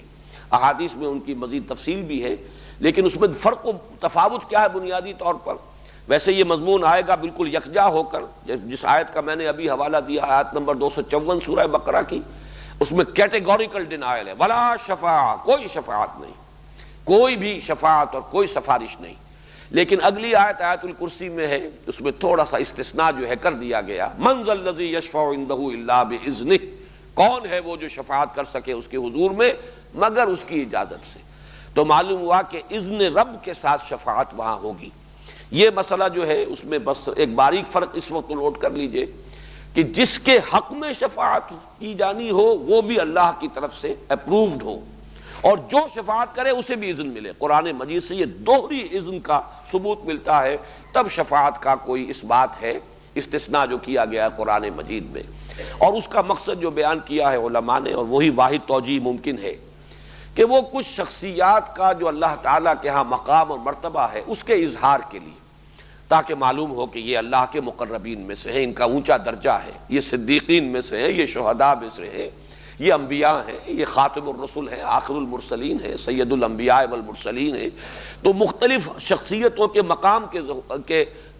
اظہار کے لیے کہ ان کی بات سامنے آئے کہ ان کا اللہ کے ہاں کیا درجہ ہے۔ اگرچہ اس میں ایک جو ہے اشکال رہتا ہے کہ اگر تو ہم یہ تصور کریں کہ جیسے کہ یہ کھلے عام کوئی دربار لگا ہوا ہو اور اس میں واضح طور پر اجازت دی جائے کہ ہاں آپ شفاعت کر سکتے ہیں فلاں کی، تو پھر تو ان کا جو مقام ہے اس کا کوئی اظہار نہیں ہوتا، ظہور نہیں ہوتا، وہ تو پھر صاف نظر آ جائے گا۔ تو اس کا جو حل سمجھ میں آتا ہے وہ یہی ہے کہ یہ چیزیں القاء ہوں گی، یہ براہ راست اللہ تعالیٰ کی طرف سے اس طور سے ایکسپریس جو ہے کہا نہیں جائے گا کہ آپ شفاعت کر سکتے ہیں، بلکہ یہ کہ یہ گویا کہ القاء کر دیا جائے گا کہ اس شخص کے حق میں اگر آپ چاہیں تو آپ شفاعت کر سکتے ہیں۔ تو یہ چیز چونکہ لوگوں کے علم میں نہیں آئے گی، اس اعتبار سے ظاہر یہی ہوگا کہ ان کا ایک مقام ہے، اللہ تعالیٰ کے مقربین میں سے ہیں، ان کی شفاعت جو ہے یہاں مفید ثابت ہو رہی ہے۔ لیکن یہ کہ قرآن مجید نے جس چیز کی نفی کی ہے وہ یہ ہے کہ یہ سمجھنا کہ کوئی ہستی اتنی زور آور ہے، کسی ہستی کو اختیار حاصل ہے، کسی کا استحقاق ذاتی ہے، یہ در حقیقت یہ شفاعت باطلہ ہے۔ اور یہ کہ وہ کسی حق کو ناحق یا ناحق کو حق کر دے گی شفاعت، یہ شفاعت باطلہ کا تصور ہے، یہ پھر وہ زیرو ہے کہ جس سے ایمان بالآخرہ جو ہے وہ زیرو ہو کر رہ جاتا ہے، اس کی تاثیر ختم ہو جاتی ہے۔ تو فرمایا وَاتَّقُوا يَوْمًا لَا تَجْزِي نَفْسٌ عَن نَفْسٍ شَيْئًا وَلَا يُقْبَلُ مِنْهَا شَفَاعَةٌ وَلَا يُؤْخَذُ مِنْهَا عَدْلٌ۔ عدل کا لفظ آتا ہے برابری کے لیے، عدل کہتے بھی اسی کو ہے، برابر برابر، اسی معنی میں یہ سورہ انعام میں لفظ آیا ہے ثُمَّ الَّذِينَ كَفَرُوا بِرَبِّهِمْ يَعْدِلُونَ۔ حالانکہ اللہ تعالیٰ ہی خالق آسمان اور زمین کا، اللہ ہی نے روشنی اور جو اندھیرے ہیں وہ بنائے ہیں، لیکن پھر بھی کچھ لوگ ہیں کہ جو اپنے رب کے برابر دوسری ہستیوں کو کر دیتے ہیں۔ تو عدل کے معنی یہاں پر برابر کر دینا، اسی معنی میں فدیے کو عدل کہا گیا ہے، گویا کہ کسی کا وہ برابر کا ہو کر بدل بن جاتا ہے۔ جیسے کہ اسیر تھے غزوہ بدر کے، تو فدیہ جن سے لیا گیا گویا کہ وہ ان کی جان کا بدل بن گیا، جیسے کفارہ ہوتا ہے وہ گناہ کا بدل بن جاتا ہے، اسی طرح فدیہ جو ہے وہ کسی کے جرم کا گویا کہ وہ کفارہ بن کر اس کا معاوضہ، اس کا بدل بن جاتا ہے۔ تو ولا يقبل منها عدل ولا هم ينصرون ولا يؤخذ منها عدل ولا هم ينصرون، اور نہ ہی ان کی کہیں کوئی مدد کسی جانب سے ہو سکے گی۔ تو یہ آیت مبارکہ جیسا کہ میں نے عرض کیا اپنے اصل مضمون کے اعتبار سے ایمان بالآخرہ، آخرت پر ایمان اور یقین کے مؤثر ہونے کے لیے یہ گویا کہ اہم ترین ہے کہ یہ چیزیں مستحضر رہے کہ اللہ تعالیٰ کے ہاں جب محاسبہ ہوگا وہاں تو انسان کو لیس للانسان الا ما سعی وان سعیہ سوف یری، انسان کو وہی کچھ ملے گا جس کے لیے اس نے محنت کی ہوگی، ہاں اس کی محنت جو ہے وہ ضائع نہیں جائے گی، وہ اس کے سامنے آ جائے گی۔ فمن یعمل مثقال ذرۃ خیرا یرہ ومن یعمل مثقال ذرۃ شرا یرہ، جو کوئی بھی کسی نے نیکی کی ہوگی ذرے کے ہم وزن اپنے سامنے موجود پائے گا، اور جس کسی نے بدی کمائی ہوگی ذرے کے ہم وزن اپنے سامنے موجود پائے گا۔ اگرچہ یہ اپنی جگہ پر ہے کہ ان الحسنات یذھبن السیئات، انسان کی بہت سی نیکیاں کفارہ بنتی رہتی ہیں اس کی بہت سے تقصیرات کا، کوتاہیوں کا، خصوصاً جو صغائر ہیں، صغیرہ گناہ وہ دھلتے رہتے ہیں نیکیوں کے ساتھ، لیکن بہرحال اس سے یہ کہ موجود ہوگا، انسان دیکھ لے گا۔ جیسے کہ آپ کو بیلنس شیٹ ملتی ہے تو ڈیبٹ کریڈٹ جو ہے بہرحال انٹریز موجود ہوں گی کہ تمہارے اس کریڈٹ کی وجہ سے وہ ڈیبٹ جو ہے وہ نیوٹرلائز ہو گیا ہے، لیکن یہ کہ انسان کے اصل فیصلہ کن شے اس کا اپنا عمل ہے، اس کا اپنا کردار ہے، اس کی اپنی روش۔ اب اس کے بعد فرمایا وَإِذْ نَجَّيْنَاكُمْ مِنْ آلِ فِرْعَوْنَ يَسُومُونَكُمْ سُوءَ الْعَذَابِ يُذَبِّحُونَ أَبْنَاءَكُمْ وَيَسْتَحْيُونَ نِسَاءَكُمْ وَفِي ذَلِكُمْ بَلَاءٌ مِّن رَّبِّكُمْ عَظِيمٌ۔ اب یہاں سے جو سلسلہ شروع ہو رہا ہے اس میں کچھ واقعات ہیں جو بنی اسرائیل کی تاریخ کے بالکل ابتدائی دور کے ہیں۔ ویسے تو بنی اسرائیل کی تاریخ شروع ہوگی تقریباً 1850 قبل مسیح سے، اس لیے کہ حضرت یعقوب کی اولاد، جیسا کہ میں نے پہلے عرض کیا تھا، اندازے ہیں، ان کو یقین کے ساتھ تو نہیں کہا جا سکتا، لیکن جن لوگوں نے ریسرچ کی ہے اور تحقیق کی ہے تو حضرت یوسف کی پیدائش کا سن 1906 قبل مسیح ہے۔ ان کے ہی بھائی ہیں یہ 11 بھائی اور، جو کہ بنو اسرائیل، بنو یعقوب ہے، حضرت یعقوب کی اولاد 12 بیٹے، اور یہ پھر آئے ہیں مصر میں آ کر آباد ہوئے ہیں۔ اور حضرت یوسف علیہ السلام کی اگر پیدائش 1906 کی ہے تو ظاہر بات ہے اس کے بعد کچھ عرصہ گزرا ہے ان کا، وہ جیل میں بھی رہے ہیں، مصر میں رہے ہیں، پھر وہ فائز ہوئے ہیں، تو تقریباً یوں سمجھیے کہ اس کے بعد پھر وہ قحط کے سال ہیں اور بڑی خوشحالی کے سال ہیں، پھر قحط کے سال شروع ہوئے ہیں، پھر وہ ایک سلسلہ جو سورہ یوسف میں تفصیل سے واقعات کا ہے۔ اس کے بعد وہ وقت آیا ہے کہ انہوں نے حضرت یعقوب کو اور اپنے تمام بھائیوں کو، اپنے تمام اہل و عیال سمیت وہ پورا خاندان مصر میں آ کر آباد ہو گیا۔ جوشن کا علاقہ یا جشن یا جوشن اس کا نام ہے، یہ بالکل نیل کا جو ڈیلٹا ہے، تقریباً جو دریائے نیل کا جو کہ مشرقی علاقہ ہے، اور یہ جو ہے وہ زرخیز ترین علاقہ ہے، اس میں ان کو آباد کیا گیا ہے، ڈیلٹا کے علاقے کے اندر۔ یہ یہاں پر 1850 قبل مسیح میں، تو تاریخ بنو اسرائیل کی تو یہاں سے شروع ہو گئی، لیکن اصل میں ان کی حیثیت ایک امت کی جو ہے وہ حضرت موسیٰ علیہ السلام کی بعثت سے ہے۔ حضرت موسیٰ علیہ السلام کی بعثت کا زمانہ اگرچہ مختلف آراء ہیں، 1450 قبل مسیح میں بھی کہا گیا ہے، ایکسوڈس جو ہوا ہے مصر سے حضرت موسیٰ علیہ السلام جو لے کر نکلے ہیں، 1447 کا سن بھی باقاعدہ کچھ محققین نے معین کیا ہے۔ مولانا مودودی نے اپنی تفہیم میں کچھ اور دوسرے سورسز کے حوالے سے 1300 قبل مسیح، گویا کہ یہ 450 برس یا 550 برس کا عرصہ جو ہے، 500 برس کا، یہ مصر میں یہ رہے ہیں حضرت یوسف علیہ السلام کے بعد سے حضرت موسیٰ علیہ السلام کے ساتھ مصر سے جو نکلنے کا وقت آیا ہے۔ یہ جو 4-5 صدیاں ہیں، اس کا جیسا کہ میں عرض کر چکا ہوں کہ پہلا حصہ جو ہے تقریباً 1/3 وہ تو بڑے عیش میں ان کا گزرا ہے، یہ پیرزادوں کے مانند تھے، اس لیے کہ وہ جو بادشاہ تھا مصر کا اس وقت ہکسوس کنگز میں سے، اس نے ان کا بڑا اعزاز کیا، پھر وہ بہت معتقد تھا حضرت یوسف کا، اور ان کے یہ بھائی بند تھے، تو جیسے پیرزادوں کی عزت ہوتی ہے اس طریقے سے اس پورے خاندان کی عزت بھی ہوئی، اور ایک سیاسی ایلیمنٹ بھی اس میں معلوم ہوتا ہے، چونکہ ہکسوس کنگز بھی اصل قبطی نہیں تھے، یہ اصل مصر کے باشندے نہیں تھے، بلکہ یہ بھی عرب تھے قومی اعتبار سے، اور انہوں نے حملہ کر کے یہاں پر حکومت قائم کی تھی، یہ فرائض میں سے نہیں ہے۔ لہذا انہوں نے شاید یہ محسوس کیا ہو کہ ایک باہری قوت جو ہے باہر کے لوگوں کی، وہ اگر یہاں پر موجود رہے گی تو اس سے ہماری حکومت کو بھی ایک استحکام حاصل ہوگا، یہ بھی ایک سبب ہو سکتا ہے۔ بہرحال تقریباً 150 برس 200 برس تو ان کے بڑے عیش میں گزرے، اور جو ملٹیپلیکیشن پھر ہوئی ہے تعداد کی، اس کا تو آپ اس سے اندازہ کیجئے کہ 12 بھائیوں کی اولاد 550 برس کے بعد جب نکلی ہے وہاں سے، تو 6 لاکھ افراد، تورات کی یہ روایت ہے، قرآن مجید میں اس کا ذکر نہیں ہے، لیکن تورات میں 6 لاکھ افراد کی گنتی ہے 12 قبیلوں کی، فلاں قبیلے کے اتنے مرد اتنی عورتیں اتنے بچے، اور فلاں قبیلے کے اتنے مرد اتنی عورتیں اتنے بچے، 6 لاکھ افراد لے کر حضرت موسیٰ علیہ السلام 1450 قبل مسیح یا 1300 قبل مسیح میں نکلے۔ پھر ان کا سفر ہے یہ صحرائے سینا کے اندر، سینائی پیننسولا جو ہے اس کے مغربی ساحل کے ساتھ ساتھ، جو کہ مشرقی ساحل بنے گا خلیج سویس کا، اس کے ساتھ ساتھ آئے ہیں تقریباً ٹپ آف دی پیننسولا جو ہے جنوبی علاقہ، جیسے ہندوستان جو ہے ایک تکون بنتی ہے، جیسے انورٹڈ تکون بنے گی کہ اوپر چوڑی ہے اور نیچے جا کر وہ راس کماری، جسے آج کل وہ کنیا کماری کہتے ہیں، وہاں جا کر اس کی ٹپ بنتی ہے۔ اسی طرح یہ سینائی پیننسولا ہے، جزیرہ نمائے سینا، اس کے ایک طرف خلیج عقبہ چلی گئی ہے اور ایک طرف جو ہے یہ خلیج سویس، ان دونوں کے درمیان پھر یہ دونوں خلیجیں آ کر ملتی ہیں۔ بحر احمر جو ہے وہ گویا کہ پھر جنوب کی طرف یہ پورا بحر احمر ہے، تو ریڈ سی ہے، تو یہاں سے اس کے مغربی حصے میں سفر کیا ہے، تقریباً ٹپ کے پاس ہے وہ علاقہ جہاں پہ کوہ طور، وادی سینا، یہاں پھر ان کا پڑاؤ رہا ہے، اور یہاں پھر حضرت موسیٰ علیہ السلام کو بلا کر کوہ طور پر اللہ تعالیٰ نے تورات عطا فرمائی۔ تو یہ جو اس رکوع میں واقعات آ رہے ہیں، ان 2 رکوعوں میں، یہ سب اس دور سے متعلق ہیں جبکہ مصر سے خروج ہوا ہے اور حضرت موسیٰ بنی اسرائیل کو لے کر نکلے ہیں۔ پھر یہ کہ صحرائے سینا کے اندر، بلکہ سینائی پیننسولا کہنا چاہیے، صحرا جو ہے وہ اس کا درمیانی علاقہ ہے، دونوں طرف جو ہے مشرقی ساحل بھی مغربی ساحل بھی، یہ کچھ پہاڑی سے علاقے ہیں، جیسے کہ حجاز کا علاقہ ہے عرب کا مغربی ساحل،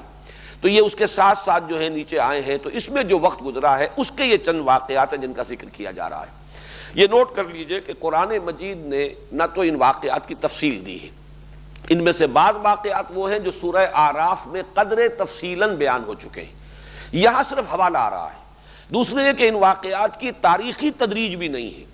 اگرچہ ہے اسی دور کے واقعات، لیکن یہ کہ کسی کا ذکر پہلے ہے کسی کا بعد میں ہے۔ قرآن مجید میں تاریخ جو ہے انبیاء کی بھی اس ترتیب کے ساتھ ہمیشہ لازماً بیان نہیں ہوئی ہے، بعض مقامات پر ایسا بھی، جیسے سورہ اعراف کے اندر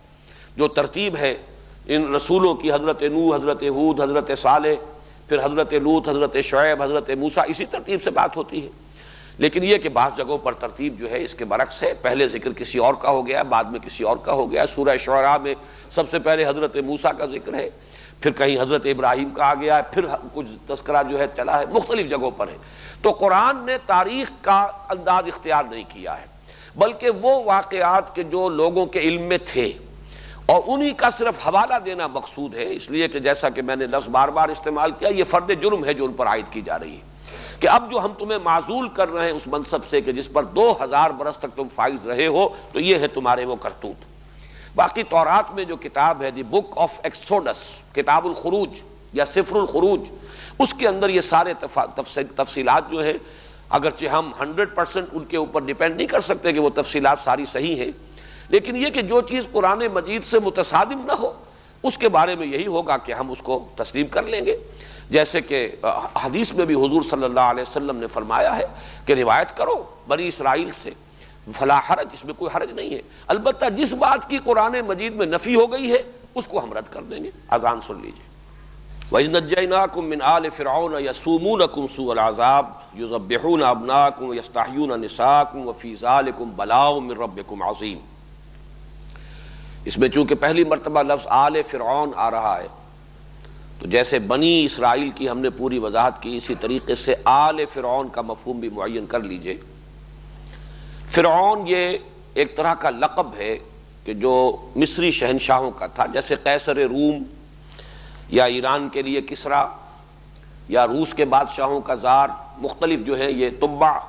یہ متبابع رہے ہیں یمن کے، اسی طریقے سے فرعون، لیکن یہ وہی لوگ کہ جو اصل تھے مصر کے رہنے والے قبطی۔ باقی جو باہر سے لوگ آ کر حکمران ہو گئے تھے انہیں فراعنہ نہیں کہا گیا، یہ ان کا اسی لیے لقب نہیں ہے۔ وہ قرآن مجید نے بھی سورہ یوسف میں کہیں لفظ فرعون استعمال نہیں کیا، وقال الملک، کہا بادشاہ نے۔ یہ انہیں تاریخ والے بھی کہتے ہیں یہ علیحدہ ایک تھا معاملہ، اور ان کو ہکسوس کنگز کہتے ہیں، چرواہے بادشاہ۔ آل کے لفظ کو بھی سمجھ لیجئے کہ یہ لفظ جو ہے ہمارے ہاں خاص طور پر اہل تشیع نے اس کو ایک مفہوم دے دیا ہے کہ آل محمد صلی اللہ علیہ وسلم سے مراد جو ہے وہ صرف حضرت علی کی نسل جو ہے وہی آل محمد میں شامل ہوگی رضی اللہ تعالی عنہ، لیکن یہ بات صحیح نہیں ہے۔ آل کا اصل جب لفظ جو ہے وہ اس کا مفہوم ہے آلا یعولو، اور آبا یعوبو سے یہ بہت قریب ہے۔ آبا یعوبو لوٹنا، آئبونا تائبونا لربنا حامدون، جب سفر سے واپس آتے تھے حضور صلی اللہ علیہ وسلم تو گھر میں داخل ہوتے ہوئے جو آپ کی زبان پر الفاظ حمد ہوتے تھے اللہ کے شکر کے، اس میں آئبونا تائبونا، ہم لوٹ کر آ رہے ہیں اپنے رب کی طرف توبہ کرتے ہوئے، یعنی گھر میں بھی گھر کے والوں کی طرف بھی آ رہے ہیں، اپنے رب کی طرف بھی آ رہے ہیں، ہر وقت انسان کو توبہ کرنی ہے۔ تو آبا یعوبو آلا یعولو، لوٹنا، اسی سے لفظ تعویل بنا ہے، کسی شے کے اصل مفہوم کی طرف اسے لوٹانا، یہ تعویل ہے۔ اس کی وضاحت جو ہے میں تعارف قرآن کے ضمن میں تفسیر اور تعویل کے فرق میں اس لفظ کی وضاحت کر چکا ہوں۔ تو آل کہتے ہیں کسی بڑی شخصیت کے تمام متبعین، منتسبین، جو بھی اس کی طرف اپنے آپ کو منسوب کریں، بڑے بڑی شخصیتیں ہیں، بڑی ان کا مقام اور مرتبہ ہے، تو ان کے احباب ہیں، رفقا ہیں، ان کے اعوان و انصار ہیں، ان کے منتسبین ہیں، ان کے عقیدت مند ہیں، وہ سب کے سب اس کی آل شمار ہوں گے، جو بھی ان کے تابعین ہیں اور جو بھی ان کی طرف اپنے آپ کو منسوب کرتے ہیں۔ اس معنی میں آل فرعون کا مطلب جو ہے وہ ہے فرعونی، فرعون والے، فرعون کے متبعین، فرعون کے لاؤ لشکری، فرعون کے قوم کے سردار، اس معنی میں قرآن مجید میں یہ لفظ آیا ہے بار بار، اور اسی لفظ کی سے در حقیقت نفی ہو جاتی ہے کہ آل فرعون سے مراد صرف فرعون کی نسل نہیں ہے، بلکہ یہ کہ وہ تمام قوم جو ہے اس کے اندر جو ان کا وہ طبقہ تھا کہ جو سرداروں کا طبقہ تھا، ملاؤ جو ان کے سردار تھے، جو درباری تھے، اور جو بڑے بڑے ان کے سپہ سالار تھے، بڑے فوجی جو ہیں ان کے منصبدار تھے، ان سب کو آل کہا گیا ہے۔ اس سے لفظ جو ہے اس کے قریب یہ اہل، اہل کسی بھی شخص کے گھر والے جو ہے وہ اہل ہیں۔ یہ آل اور اہل ویسے تھوڑا سا فرق ہے، اور اسی میں اہل و عیال والا جو لفظ ہے، آلہ یعیلو کا مطلب بھی ہوتا ہے عیال دار ہونا، اور اس کے اندر تنگ دستی کا مفہوم بھی ہے، اس لیے کہ جس کی زیادہ اولاد ہو جائے گی ظاہر بات ہے کہ اس کے اوپر معیشت کا بوجھ زیادہ پڑے گا، معاش کے لیے اسے زیادہ بھاگ دوڑ کرنی پڑے گی، تو آلہ یعیلو جو ہے اس کا مفہوم یہ بھی ہے۔ تو یہ الفاظ جو ہیں عربی زبان میں جو جن کے مادے قریب ہوتے ہیں، مفہوم کے اعتبار سے بھی ان میں بڑا قرب ہوتا ہے اور ان میں نسبت ہوتی ہے۔ تو آل فرعون سے مراد یہاں جو مصر کا اس وقت کا حکمران طبقہ تھا، یہ میں جیسا کہ پہلے بھی عرض کر چکا ہوں کہ 200-250 یا 150-200 برس تو گزرے ہیں ان بنی اسرائیل کے مصر میں بڑے ٹھاٹھ کے ساتھ، آرام کے ساتھ، عیش کے ساتھ۔ پھر وہاں ایک انقلاب آیا ہے جس کو آج کی اصطلاح میں ہم کہہ سکتے ہیں نیشنلسٹ ریولوشن۔ پھر وہاں کی جو اپنے قوم کے لوگ تھے انہوں نے پھر ان کا تختہ الٹ دیا حکومت کا، ہکسوس کنگز کی بادشاہی ختم ہوئی، ان کو وہاں سے مار بھگایا گیا۔ اب ظاہر بات ہے جو ان کے مراعات یافتہ طبقات تھے جو سابقہ بادشاہوں کے، اب وہ معتوب ہو گئے، ان پر عتاب، لہذا وہاں سے پھر ان پر تنگی شروع ہوئی، سختی کرنی شروع کی گئی، اور ان کے لیے جو ہے ہر طرح کی پرسیکیوشن، ان کو اپنے نوکر چاکر بنا لیا گیا، ان سے کھیتوں میں کام لیتے تھے، انہی سے یہ جو ہے تعمیرات کے اندر کام لیتے تھے، بیگار لیتے تھے۔ یہ سارا کام جو ہے اس کو آج کی اصطلاح میں ہم سمجھ سکتے ہیں کہ جیسے کہیں پر اس طرح کا کوئی اگر نیشنلسٹ ریولوشن آتا ہے تو پھر سابقہ جو بھی حاکم تھے یا جو اونچے طبقات تھے ان کے خلاف ایک انتقامی جذبات پیدا ہو جاتے ہیں۔ لہذا یہ دور تھا کہ جس میں جب انتہائی شدت پیدا ہوئی تو اللہ تعالیٰ نے پھر حضرت موسیٰ علیہ السلام کو مبعوث فرمایا تاکہ ان کی نجات کا ذریعہ بن جائے۔ وَإِذْ نَجَّيْنَاكُمْ مِنْ آلِ فِرْعَوْنَ يَسُومُونَكُمْ سُوءَ الْعَذَابِ، جبکہ ہم نے تمہیں نجات دی فرعونیوں سے، قوم فرعون سے، فرعون کے سرداروں سے۔ ساما یسومو کہتے ہیں کسی کو پریشرائز کرنا، دبانا، جس کے لیے قرآن مجید میں دوسری جگہ پر مستضعفین کا لفظ آیا ہے، جنہیں دبا لیا جائے۔ تو ساما یسومو کسی پر دباؤ ڈالنا، یسومونکم سوء العذاب تمہیں بدترین عذاب میں مبتلا کر رہے تھے، شدید ترین پرسیکیوشن کا تمہیں نشانہ اور شکار بنایا جا رہا تھا۔ یسبحون ابناکم ویستحیون نساءکم تمہارے بیٹوں کو وہ ذبح کر ڈالتے تھے اور تمہاری عورتوں کو زندہ رکھتے تھے۔ وفی ذالکم بلاء من ربکم عظیم اور اس میں یقیناً تمہارے رب کی طرف سے بہت بڑی آزمائش، بڑا ابتلا، تمہارے لیے بڑے شدید حالات تھے کہ جن میں تمہیں اللہ تعالیٰ نے اس وقت ڈال دیا تھا۔ اس میں یہ جو ہے بیٹوں کا قتل کرنا، اور اس میں خاص طور پر لفظ جو ہے نوٹ کیجئے یذبحون، یہ باب تفعیل ہے، اور تفعیل کے اندر تدریجن اور تھوڑا تھوڑا کر کے یا بار بار وقفے سے کسی کام کا کرنا، یہ اس کا ایک خاصہ ہے لازمی باب تفعیل کا۔ اور اس کا سبب سمجھ میں آتا ہے کہ جب اس قوم کو دبانے کا خیال کیا گیا تو یہ ایسا نہیں ہوا ہوگا کہ ظاہر بات ہے کہ ایسا ہو بھی نہیں سکتا تھا، انہیں باقی بھی رکھنا ہے، ان سے خدمت بھی لینی ہے، انہیں اپنا غلام بنا کر رکھنا ہے، استخدام جو ہے وہ مقصود ہے، تو انہیں ختم تو نہیں کر دینا۔ تو جیسے جیسے وہ دیکھتے ہوں گے کہ یہ قوم اب پھر ذرا پنپ رہی ہے تو پھر ان کے ایک نسل کو قتل کر دینا کہ اب فلاں وقت تک کے لیے جتنی اولاد ان کے ہاں پیدا ہو نرینہ اسے قتل کر دیا جائے۔ تو گویا کہ یہ اس قوم کی طاقت کو توڑنے کے لیے پے بپے وقفے سے اس قسم کے اقدامات ہوئے ہیں۔ اسی لیے یذبحون ابناءکم وہ ذبح کر ڈالتے رہے تمہارے بیٹوں کو، یعنی یہ انداز اختیار کیا گیا ہے کہ یہ پے بپے ہوا ہے۔ اور 2 مرتبہ کا جو ہے اس قسم کا معاملہ یہ تو قرآن مجید سے ثابت ہے۔ ایک تو یہ کہ حضرت موسیٰ علیہ السلام کی بعثت سے قبل قرآن مجید میں اشارہ ہے موجود، اور دوسری روایات میں تفصیل موجود ہے کہ خواب دیکھا تھا فرعون نے کہ کوئی ایک ایسا بچہ پیدا ہوا ہے کہ جو اس کے تخت کے لیے اور حکومت کے لیے خطرہ بن گیا ہے۔ تو اس کے بعد اس نے یہ فیصلہ کیا کہ یہ بنی اسرائیل میں جو بھی بیٹا پیدا اسے قتل کر دیا جائے۔ چنانچہ قرآن مجید میں وضاحت سے ہے کہ موسیٰ کو اللہ تعالیٰ نے وحی فرمائی، اوحینا الی موسیٰ ان اقذفیہ، کہ اس کو اپنے بچے کو جب تک تو کوئی تمہیں اندیشہ نہ ہو دودھ پلاتی رہو، اپنے پاس رکھو، جب بھی کہیں پکڑ دھکڑ دیکھو کہ کوئی تلاشی ہو رہی ہے اور کوئی کارندے فوج کے پیادے آ گئے ہیں حکومت کے تلاشی لیتے ہوئے کہ کوئی بچے اس دوران میں تو پیدا نہیں ہوئے ان کے ہاں، تو اسے صندوق میں رکھ کر اور دریا میں ڈال دینا، یہ ہمارے ذمے ہے، ہم اس کی حفاظت کریں گے اور تمہارے پاس لوٹا کر بھی لے آئیں گے، رادوہ الیک، ہم لے آئیں گے واپس تمہاری طرف۔ تو اس اعتبار سے یہ ایک تو اس موقع پر ہوا ہے۔ دوسرے خود قرآن مجید سے یہ ثابت ہے سورہ اعراف میں جب حضرت موسیٰ علیہ السلام نے دعوت دینی شروع کی ہے، دعوت نبوت و رسالت، اور آپ کی دعوت جو ہے پھیل رہی تھی، اور اس سے کچھ اندیشہ یہ ہو رہا تھا کہ شاید آل فرعون کے بھی کچھ لوگ جو ہے وہ متاثر ہو رہے ہیں۔ ظاہر بات ہے کہ دعوت حق ہے اس کے لیے تو کوئی بیریئرز نہیں ہے، وہ نسل بیریئر نہیں بن سکتی، ہر نسل کے اندر کچھ سلیم الفطرت لوگ موجود ہوتے ہیں۔ تو یہ کہا کچھ سرداروں نے، کچھ درباریوں نے کہ اے فرعون، کیا تو اس کو موسیٰ کو اسی طرح چھوٹ دیے رکھے گا؟ اگر تو نے اس کو چھوٹ دیے رکھی تو یہ تو تیرا دین بھی ختم کر دے گا اور تیرے لیے بہت بڑا خطرہ بن جائے گا۔ تو چونکہ اس کو یہ بات بھی سمجھ لیجئے کہ 2 فرعون ہیں، اب جدید تحقیقات سے ثابت ہوا ہے کہ فرعون موسیٰ ایک نہیں ہے، جس کے گھر میں پرورش پائی وہ باپ تھا، اور اس کے بعد اس کے ہاں بھی بیٹا ہو گیا، اس وقت تک وہ لاولد تھا،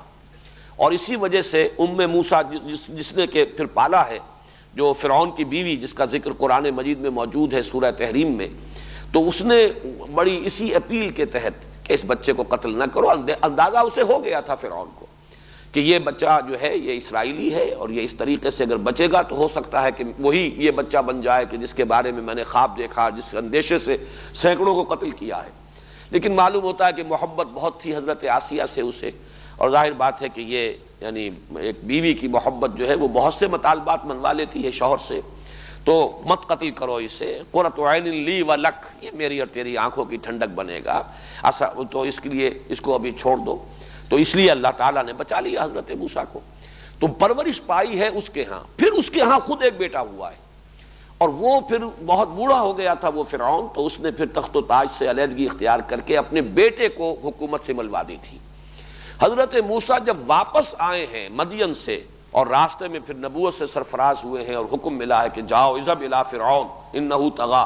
تو یہ دوسرا فرعون ہے بیٹا،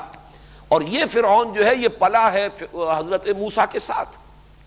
اور اسے انتہائی محبت تھی، جیسے کہ بڑے بھائی سے چھوٹے بھائی کو محبت ہوتی ہے، حضرت موسیٰ سے بڑی طبعی محبت تھی۔ لہذا جب کہا گیا درباریوں کی طرف سے کہ اسے مت چھوڑے رکھو، موسیٰ کو موقع نہ دو، یہ تو تمہارے دین کو بدل دے گا، فساد کھڑا کر دے گا زمین میں، تو اس نے کہا نہیں گھبراؤ نہیں، یہ کیا ہے بنی اسرائیل سے ہمیں اندیشے کی کیا بات ہے، ہم ان پر پوری طریقے سے قابو یافتہ ہیں، چلو شروع کر دو پھر دوبارہ قتل عام، قتل کر دو ان کے ہر بیٹے کو جو ان کے ہاں پیدا ہو، طاقت ہی نہیں ہوگی تو ہمارا کیا بگاڑ لیں گے۔ تو معلوم یہ ہوا کہ یہ دو جو ہیں ادوار تقتیل کے، قتل کرنے کے، اس لیے کہ یہ لفظ جب آیا ہے سورہ اعراف میں بھی تو یذبحون ہی کی طرح وہاں بھی باب تفعیل کا صیغہ آیا ہے، یقتلون ابناءکم، باب تفعیل یہاں بھی تسبیح، یذبحون ابناءکم، وہاں بھی یقتلون ابناءکم۔ تو محسوس ایسا ہوتا ہے کہ یہ دو تو میں نے ہی آپ کے سامنے خود قرآن مجید کے حوالے سے ادوار گنا دیے ہیں کہ جس میں یہ حکم جو ہے عام کر دیا گیا کہ اسرائیلیوں کے ہاں جو بیٹا بھی پیدا ہو کسی بھی اسرائیلی عورت کے ہاں اسے قتل کر دیا جائے،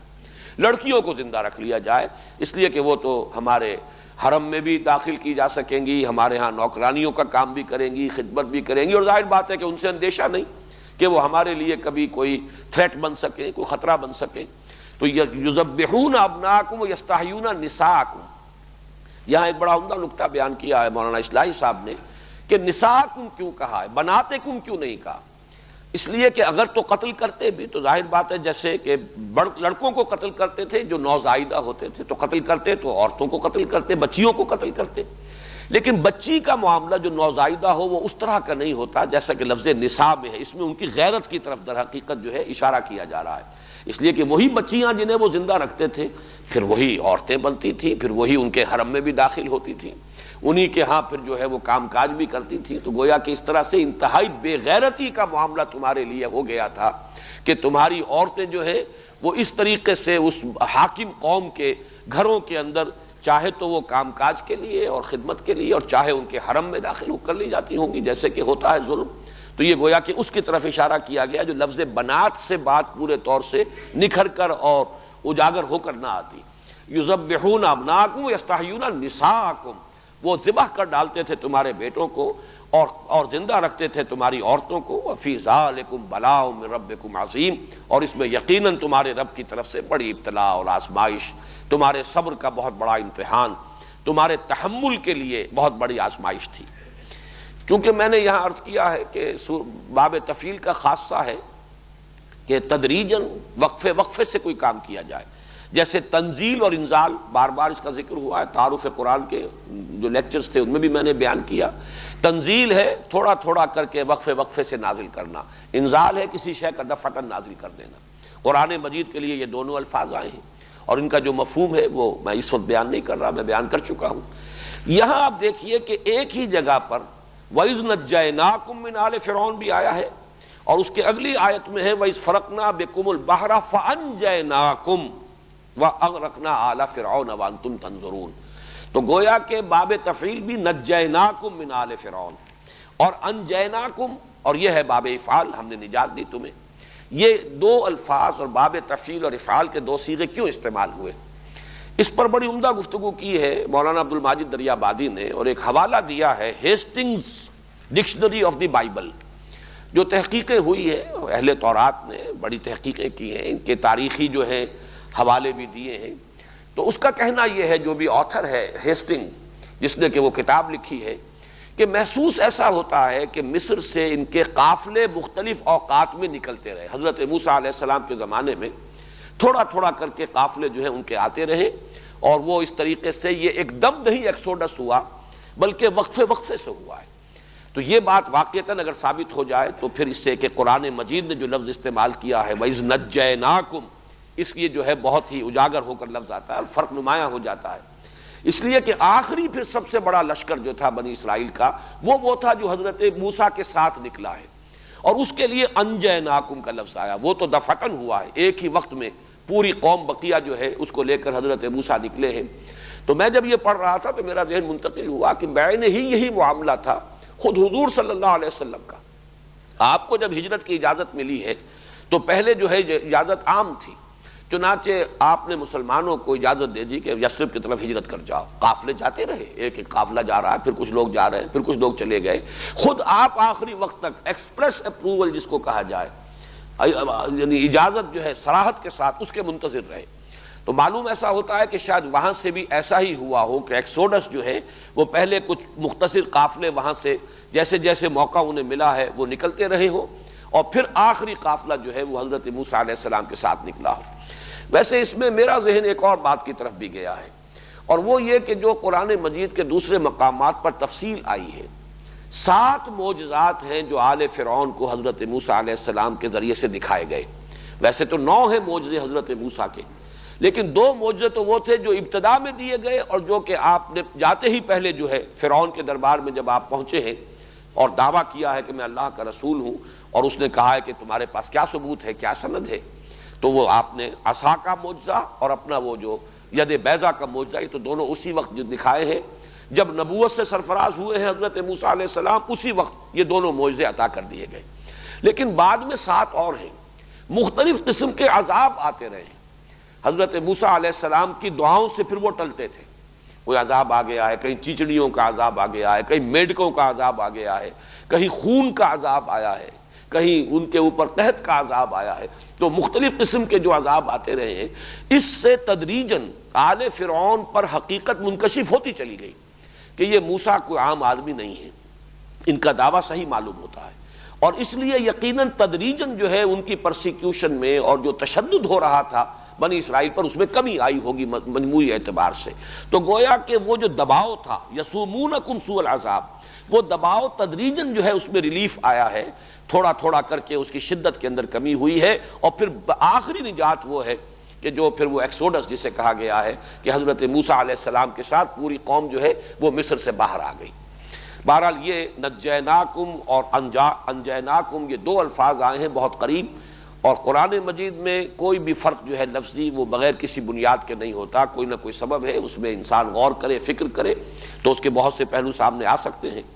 تو فرمایا وَإِذْ نَجَّيْنَاكُمْ مِنْ آلِ فِرْعَوْنَ يَسُومُونَكُمْ سُوءَ الْعَذَابِ يُذَبِّحُونَ أَبْنَاءَكُمْ وَيَسْتَحْيُونَ نِسَاءَكُمْ وَفِي ذَلِكُمْ بَلَاءٌ مِّن رَّبِّكُمْ عَظِيمٌ وَإِذْ فَرَقْنَا بِكُمُ الْبَحْرَ فَأَنجَيْنَاكُمْ وَأَغْرَقْنَا آلَ فِرْعَوْنَ وَأَنْتُمْ تَنظُرُونَ. اب یہ دوسرا معاملہ ہے. اور یاد کرو جب کہ ہم نے تمہارے ساتھ پھاڑ دیا سمندر کو،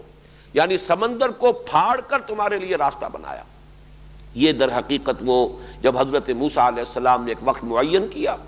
اور تمام جتنے علاقوں میں یہ آباد تھے وہاں اطلاع دے دی گئی، رات کے ایک وقت میں نکلو،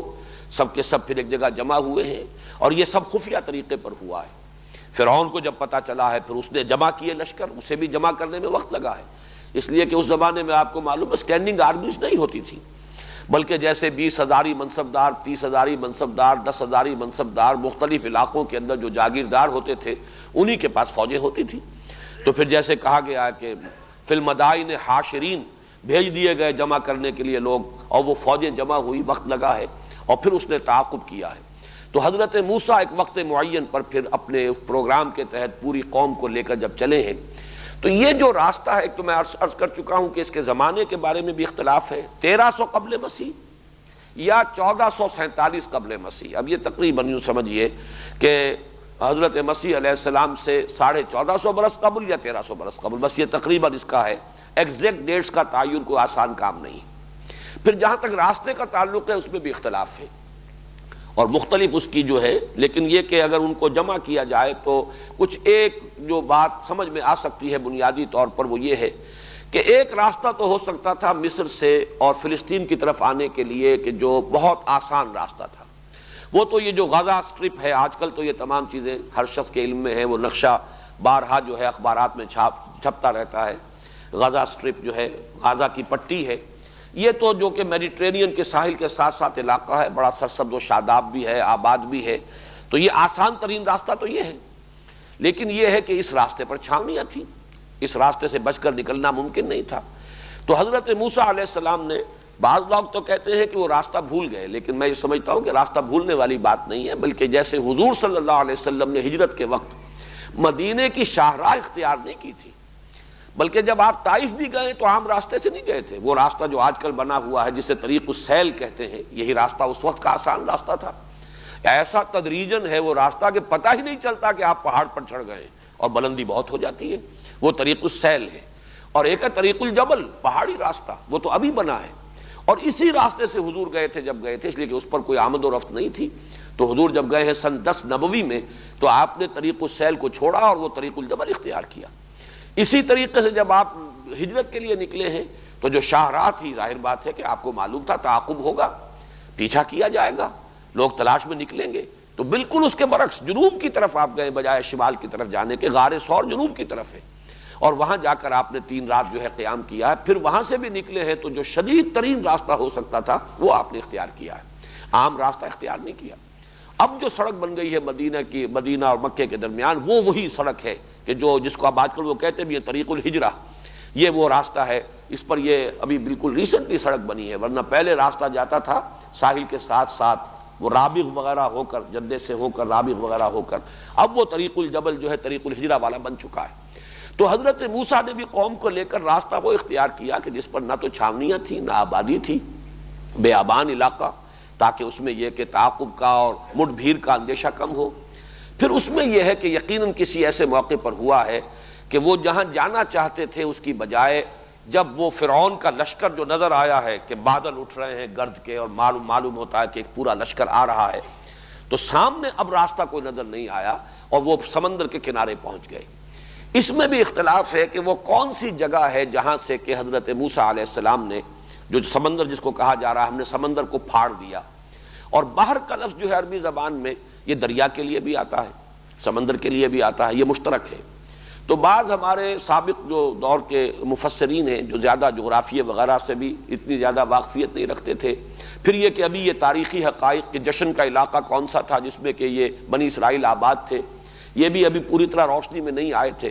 تو عام طور پر کچھ یہ سمجھا گیا کہ شاید یہ دریائے نیل کو کراس کیا گیا ہے، حالانکہ دریائے نیل تو در حقیقت ان کے آباد جو علاقے تھے ان کے جہاں یہ آباد تھے اس کے مغرب میں ہے، انہیں جانا ہے مشرق کی طرف، تو دریائے نیل کو عبور کرنے کا تو سوال ہی پیدا نہیں ہوتا۔ انہوں نے عبور کیا ہے، اب 2 رائے ہیں۔ ایک رائے تو یہ ہے کہ جو سویز کی خلیج آتی ہے، گلف آف سویز، اس کا کوئی تقریباً اوپر کا کنارہ، اوپر کی ٹپ جو ہے اس سے ذرا نیچے کراس کیا ہے حضرت موسیٰ علیہ السلام نے، اور سمندر کو وہاں اللہ نے پھاڑا ہے ان کے لیے راستہ بنانے کو۔ ایک رائے جو مولانا مودودی نے لکھی ہے، اور وہ اس دور میں چونکہ تحقیقات جو ہے تدریجاً اور اس کا دائرہ بڑھ رہا ہے، تو وہ بات زیادہ قرین قیاس معلوم ہوتی ہے کہ یہاں جہاں اب نہر سویز بنائی گئی ہے، یہ نہر سویز جو ہے یہ خلیج سویز جو نیچے سے بحر احمر کی جو کھاڑی آ رہی ہے وہ، اور ادھر سے وہ پورٹ سعید، اس پورٹ سعید کے اور خلیج سویز کے مابین کئی جھیلیں تھیں، انہیں بحیرات المرہ کہتے ہیں، بٹر لیکس۔ کسی زمانے میں غالباً یہ میڈیٹرینین سی اور ریڈ سی یہ دونوں ملے ہوئے تھے، لیکن بعد میں کچھ ایسا ہوا ہے کہ سمندر نے ریسیڈ کیا، پیچھے ہٹ گیا، تو یہ خشکی درمیان میں سے نکل آئی، لیکن جہاں ڈپریشنز تھے، جہاں نشیبی علاقہ تھا، وہاں جھیلیں بن گئی، اور یہ جھیلیں ہیں بھی بٹر لیکس اسی لیے کہلاتی ہیں، یہ سمندری پانی کی جھیلیں ہیں، اسی لیے وہ نمکین پانی ہے۔ عام اگر وہ ہوتی جیسی کہ دنیا میں جھیلوں کا تصور ہے تو وہ تو سویٹ واٹر ہوتا ہے، میٹھا پانی ہوتا ہے، جھیل کا پانی جو ہے وہ سمندر کے پانی کی طریقے سے نمکین تو نہیں ہوتا، لیکن یہ ہے ہی بٹر لیکس، اس لیے کہ یہ سابقہ سمندر کی جگہ ہے جہاں سے درمیان میں سے خشکی نمودار ہو گئی ہے، تو وہ ایک چین تھی بٹر لیکس کی، 1 2 3 درمیان میں خشکیاں تھیں، اس خشکی کو جو کھدائی کر کے اور ان لیکس کو ملا دیا گیا ہے جس سے یہ نہر سویز بنی ہے۔ تو مولانا مودودی کا کہنا یہ ہے، جو انہوں نے جو بھی سورسز ان کے سامنے ہیں ان کے حوالے سے، کہ یہ بٹر لیکس میں سے ایک بڑی لیک تھی جس کے کنارے حضرت موسیٰ علیہ السلام پہنچ گئے، سامنے سمندر آ گیا اور وہ بٹر لیک آ گئی، اور ادھر جو ہے پیچھے وہ معلوم ہوا کہ اب تو وہ تعاقب کرتے ہوئے فرعون کا لشکر پہنچ گیا ہے۔ تفصیل دوسرے مقام پر ہے، اس وقت حضرت موسیٰ کی قوم نے تو کہا انا لمدرکون، اب تو ہم پکڑے گئے، کوئی راستہ نہیں، جس پر حضرت موسیٰ نے فرمایا کلا ان معی ربی سیہدین، ہرگز نہیں، میرے ساتھ میرا رب ہے وہ راستہ دے گا۔ اور جیسے کہ آیا ہے سورہ شعراء میں فاوحینا الی موسیٰ ان اضرب بعصاک البحر، ہم نے وحی کی موسیٰ کو کہ ضرب لگاؤ سمندر پر اپنے اس عصا سے، فانفلق فکان کل فرق کالطود العظیم، تو وہ سمندر پھٹ گیا۔ فلق کا لفظ جو ہے یہاں نوٹ کیجئے، جیسے فلق صبح وہ پھٹتی ہے تو فلق کا لفظ آیا ہے، یہ پوری تفصیل سے ہم وضاحت سے پڑھ چکے ہیں، قل اعوذ برب الفلق۔ اسی طرح جب گٹھلی پھٹتی ہے تو وہ فلق ہے، فالق الحب والنوا، اللہ ہی ہے جو گٹھلیوں کو پھاڑتا ہے اور دانوں کو پھاڑتا ہے جس میں سے کہ پھر پودا برآمد ہوتا ہے۔ تو فن فلقا باب انفعال ہے فلق سے، پھٹ گیا، فن فلقا سمندر پھٹ گیا، فکان کل فرق کالطود العظیم، اور ہر حصہ، فرق کہتے ہی اسے یہاں تفرقہ ہو جائے اسے فرقہ وجود میں آتا ہے، تو ہر جز جو ہے ہر حصہ ایسے ہو گیا جیسے بڑی چٹان ہو۔ گویا کہ یہ معاملہ جو ہے خالص معجزہ ہے، اس کی کوئی سائنٹیفک توجیہ اور کوئی اس کی نیچرل توجیہ کرنے کی کوشش کرنا یہ در حقیقت قرآن مجید کے سیاق و سباق سے، بلکہ سیاق و سباق نہیں، صراحت جو ہے الفاظ کی اس کے بھی خلاف پڑتا ہے۔ لیکن یہ کہ اس دور میں بعض حضرات، مولانا اصلاحی صاحب کا بھی کچھ رجحان اسی طرف ہوا، اور تورات میں نے دیکھا کہ تورات میں بھی یہ رجحان ہے۔ وہاں یہ کہا گیا ہے کہ بڑی تیز آندھی اللہ نے چلائی اور اس آندھی کی وجہ سے یہ وہ جو ہے سمندر پھٹ گیا، لیکن یہ کہ قرآن مجید میں اس قسم کی کوئی بات نہیں ہے، بلکہ ضرب جو ہے عصا کی جو ضرب ہے اس کا نتیجہ ظاہر کیا گیا، اور سمندر جو ہے پھٹ کر ایسا نہیں ہوا کہ ریسیڈ کر گیا ہو، ہٹ گیا ہو، بلکہ یہ کہ پھٹ گیا ہے۔ مد و جزر کی بات یہ نہیں ہو سکتی جیسے کہ مولانا اصلاحی صاحب نے کچھ اس قسم کی تعبیر کی ہے، یہ وہی ہے 20th سینچری یا 19th سینچری کا ریشنلزم جو سر سید احمد مرحوم کے ذریعے سے مولانا حمید الدین فراہی رحمۃ اللہ علیہ تک بھی اس کے کچھ اثرات پہنچے، اور بڑے بڑے لوگ بھی اس سے بالکل یا محفوظ نہیں رہے ہیں، لیکن میں نے اسی لیے چاہا، تورات میں بھی اصل میں چونکہ حوالہ اس طرح کا دیا گیا ہے، اور یہ میں بیان کر چکا ہوں، چونکہ تورات بعد میں مرتب کی گئی ہے حافظے سے، اس میں انسانی ذہن شامل ہو گیا ہے، گویا کہ یہ تصور دینا کہ ضرب سے، حضرت موسیٰ کے عصا کے ضرب سے سمندر پھٹا ہے اور معجزہ، اس کی بجائے انہوں نے تصور یہ دیا کہ بہت تیز ہوا چلی اور ہوا نے سمندر کو دھکیل دیا، جب سمندر کو دھکیل دیا ایک طرف تو راستہ بن گیا۔ لیکن قرآن نے وہ الفاظ استعمال کر دیے ہیں کہ جس کے بعد اب کسی اور تعویل کی سرے سے کوئی گنجائش نہیں، یہ خالص معجزہ تھا، قدرت خداوندی کا ظہور۔ تو نوٹ کیجئے، فن فلق فکان کل فرق کالطود العظیم، لفظ فرق جو ہے اس کو نوٹ کیجئے، اور یہاں جو اب آیت ہم پڑھ رہے ہیں وَإِذْ فَرَقْنَا، جبکہ ہم نے پھاڑ دیا، ہم نے جدا کر دیا، ٹکڑے کر دیا، یہ فرق اس کو کہتے ہیں۔ وَإِذْ فَرَقْنَا بِكُمُ الْبَحْرَ، جبکہ ہم نے سمندر کو پھاڑ دیا تمہارے لیے، تمہاری نجات کے لیے، تمہارے لیے راستہ بنانے کی خاطر، فَأَنْجَيْنَاكُمْ، اب دیکھیے یہاں باب افعال آیا ہے، یہ ظاہر بات ہے ایک ہی واقعہ ہے، یہ ایکسوڈس جو ہوا ہے یہ تو این ماس ہوا ہے، پوری کی پوری قوم جو ہے حضرت موسیٰ کے ساتھ نکل گئی ہے۔ فَأَنْجَيْنَاكُمْ وَأَغْرَقْنَا آلَ فِرْعَوْنَ، اور غرق کر دیا ہم نے فرعونیوں کو، فرعون والوں کو، قوم فرعون کو، اس کے سرداروں کو، اس کے لائے لشکر کو، اس لیے کہ وہ جب پہنچا ہے وہاں اور اس نے دیکھا اس کی نگاہوں کے سامنے اس کا شکار نکلا جا رہا ہے، تو یہ دیکھ کر کہ سمندر تو رکا ہوا ہے، تو اس نے بھی یہ سمجھا کہ ہم بھی اسی طریقے سے پار کر کے اور انہیں دوسرے کنارے پر جا لیں گے اور پکڑ لیں گے، لیکن یہ کہ عین جب مجھار میں درمیان میں آیا ہے تو پھر وہ دونوں کے دونوں حصے جو ہے وہ آپس میں مل گئے اور وہ سب کے سب غرق ہو گئے۔ وَأَغْرَقْنَا آلَ فِرْعَوْنَ وَأَنْتُمْ تَنظُرُونَ، اس میں بڑی ایک خاص کیفیت ہے، تم دیکھ رہے تھے، تمہاری نگاہوں کے سامنے تمہارے دشمن کو غرق کیا۔ اس میں وہی انداز ہے کہ جیسے سورہ فتح میں بھی ہے کہ اللہ تعالیٰ یہ چاہتا ہے کہ وَيَشْفِ صُدُورِ الْمُؤْمِنِينَ، اہل ایمان جو تھے مکے میں جنہیں ستایا گیا تھا، مارا گیا تھا، ہر طرح سے جو ایذائیں پہنچائی گئی تھی، اللہ تعالیٰ جو ہے وہ چاہتا تھا کہ ان کے دلوں کو بھی ٹھنڈک جو ہے وہ نصیب ہو، اور ان کو ٹھنڈک اسی سے ہو سکتی تھی کہ جو ظلم کرنے والے تھے ان کے سامنے جو ہے ان پر اللہ تعالیٰ کا عذاب آئے، جیسا کہ حضرت بلال نے خود قتل کیا امیہ ابن خلف کو میدان بدر میں، وہ بھاگنے کی فکر میں تھا اور حضرت بلال نے، وہی امیہ ابن خلف جو انہیں شدید ترین ایذائیں پہنچاتا تھا، پھر حضرت بلال کے ہاتھوں اللہ تعالیٰ نے اسے قتل کروایا اور اسے کیفر کردار تک پہنچایا۔ تو یہ بھی ہے کہ ان کی بھی آنکھوں کو ٹھنڈک عطا کی ہے کہ یہ قوم جو ہم پر ظلم کرتی تھی، تشدد کرتی تھی، ہمیں ستاتی تھی، یسومونکم سوء العذاب، اس کا حشر یہ ہوا کہ ان کی نگاہوں کے سامنے وانتم تنظرون، تمہاری نگاہوں کے سامنے تمہارے اس دشمن کو ہم نے غرق کیا۔ وَإِذْ وَعَدْنَا مُوسَىٰ 40 لَيْلَةً ثُمَّ اتَّخَذْتُمُ الْعِجْلَ مِن بَعْدِهِ وَأَنْتُمْ ظَالِمُونَ، اور جب کہ یاد کرو جب کہ ہم نے بلایا ایک وقت معین پر. وعدنا یہ باب مفعلہ جو آیا ہے یہ ہوتا ہے کسی چیز کا معاہدہ ہو جانا، وعدہ ہو جانا.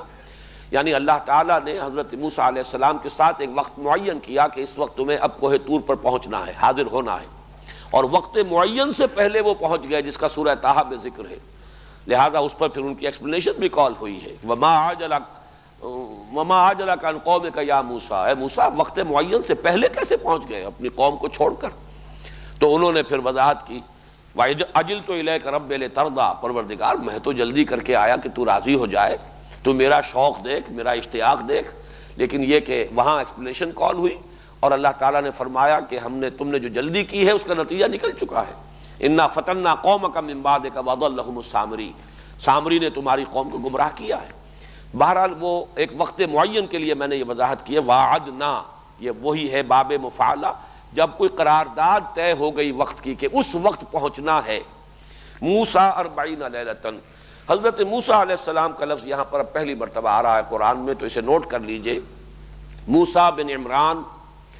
ان کی جو بھی جدید تحقیق ہے اس کے اعتبار سے 1520 قبل مسیح میں ان کی پیدائش ہے اور 1400 قبل مسیح میں ان کا انتقال ہے. یعنی یوں سمجھئے کہ 120 برس کی ان کی عمر ہوئی ہے. قرآن مجید میں جن انبیاء اور رسول کا تذکرہ آیا ہے اس میں حضور صلی اللہ علیہ وسلم کے بعد سب سے زیادہ کثرت کے ساتھ اور سب سے زیادہ تکرار اور اعادے کے ساتھ ذکر حضرت موسیٰ کا ہے. حضور صلی اللہ علیہ وسلم کا بھی نام لے کر ذکر اتنی مرتبہ نہیں ہے قرآن میں جتنی مرتبہ حضرت موسیٰ کا ہے. لیکن چونکہ قرآن مجید ایک اعتبار سے سیرت النبی ہے، اس لیے کہ ظاہر بات ہے جب سورہ انفال میں غزوہ بدر کے حالات آ رہے ہیں تو یہ بھی ایک چیپٹر ہے سیرت النبی کا. سورہ آل عمران میں اس کا کافی بڑا حصہ 60 آیات جو ہے وہ غزوہ احد سے متعلق ہے، تو یہ بھی ایک باب ہے سیرت النبی کا. اس اعتبار سے اب یہ کہہ سکتے ہیں پورا قرآن سیرت النبی ہے صلی اللہ علیہ وسلم. لیکن یہ کہ اس تعویل کو اگر چھوڑ دیں تو سب سے زیادہ ذکر قرآن مجید میں حضرت موسیٰ علیہ السلام کا ہے. چنانچہ مولانا حفظ الرحمن سہاروی رحمۃ اللہ علیہ نے جو کتاب لکھی ہے قصص القرآن، اس میں انہوں نے ہر نبی کے حالات پر جو آیات قرآن مجید میں آئی ہیں ان کی گنتی کر کے اس کا دے دیا ہے کہ ان کے حالات میں اتنی آیات ہیں، ان کے ذکر پر اتنی آیات. تو 555 آیات قرآن مجید کی حضرت موسیٰ علیہ السلام کے ذکر پر مشتمل ہے. آپ اندازہ کیجئے کہ 6,500 کے قریب تو کل آیات ہیں، تو 6,500 بھی ہوں تو گویا کہ 1/13 یا 1/12 قرآن ہے کہ جو حضرت موسیٰ علیہ السلام کے حالات پر مشتمل ہے. اور اسی طریقے سے جس طرح بنی اسرائیل کا ذکر قرآن مجید میں آیا ہے، یہ میں خاص طور پر آج کل اس لیے ذکر کر رہا ہوں کہ اگرچہ اس وقت دنیا میں یہودیوں کی تعداد 13-14 ملین سے زیادہ نہیں، 1.5 کروڑ بھی نہیں، لیکن یہ کہ جیسے جیسے اب حقائق منکشف ہو رہے ہیں واقعتاً ہمیں خود یہ شعور نہیں تھا پہلے کہ کس درجے تسلط ہے ان کا اس وقت عالمی سیاست پر اور عالمی اقتصادیات پر. تعداد بہت تھوڑی سی ہے. قرآن مجید میں اتنی تفصیل سے ذکر کیوں آیا ہے؟ ایک قوم تھی تاریخ کی ایک صفحات میں گم ہو چکی، تقریباً نہ ہونے کے برابر رہ گئی. مسلمان 120 کروڑ اور وہ 1.25 کروڑ بمشکل. معلوم ہوا کہ 1 اور 100 کی نسبت ہے. لیکن یہ کہ اس کے باوجود جو ہے تذکرہ آیا، حضرت موسیٰ کا اس قدر شان اس کے اہتمام کے ساتھ ذکر آیا ہے.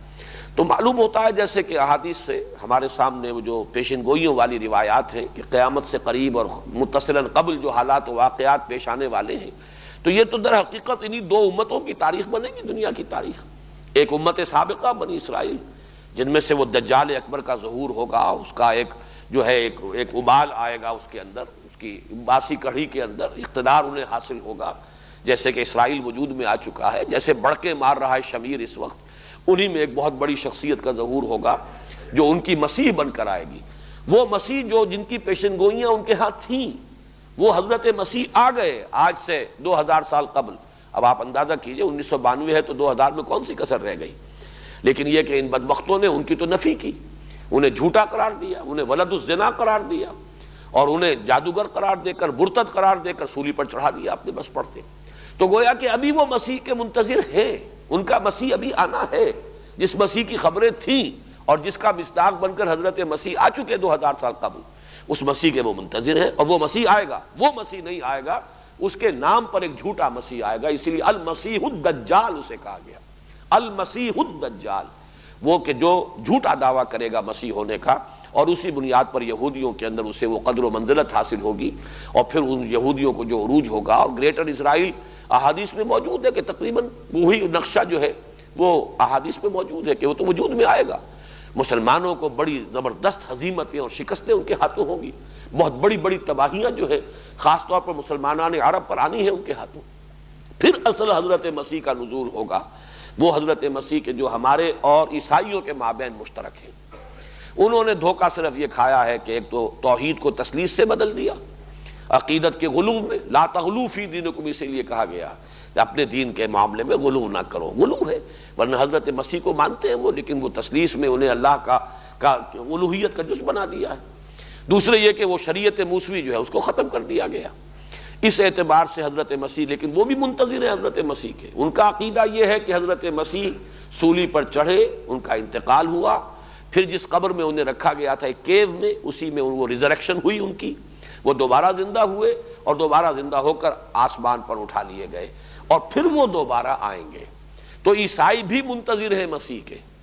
اسی طریقے سے ہمارا عقیدہ ان سے صرف اس اعتبار سے مختلف ہے کہ حضرت مسیح علیہ السلام سولی پر نہیں چڑھائے گئے، کوئی اور شخص ہے، ولیکن شبہ لہم، ان کے لیے ایک مشابہت پیدا کر دی گئی۔ باقی یہ کہ حضرت مسیح کو اللہ نے اس سے پہلے ہی زندہ آسمان پر اٹھا لیا اور وہ آئیں گے۔ تو گویا کہ ریٹرن آف مسیح یہ تو مشترک ہے عیسائیوں کے اور مسلمانوں کے مابین۔ چنانچہ میں نے تو دیکھے ہیں بڑے یہ بمپرز کے اوپر بھی اور شیشوں کے اوپر بھی امریکہ میں یہ آپ کو سٹیکرز، جیزس از کمنگ۔ انہیں بھی اندازہ یہ ہو چکا ہے کہ اب وہ وقت قریب ہے، وہ دور نہیں ہے، وہ قرب قیامت کے حالات و واقعات جو ہیں وہ اب ایسے ظاہر ہو رہے ہیں کہ جیسس از کمنگ، اس کے جو حضرت مسیح کا جو دوبارہ ورود ہے، نزول ہے آسمان سے، وہ قریب ہے۔ اور یہی جیسا کہ میں عرض کر رہا ہوں، بار بار اپنی گفتگو میں آج کل بیان کر رہا ہوں، اب یہ حالات کی جو رفتار ہے بہت تیز ہے، یہ ایونٹس جو ہیں بڑی تیز رفتاری کے ساتھ انفولڈ ہوں گے اور بالکل وہ نقشہ سامنے آتا چلا جائے گا۔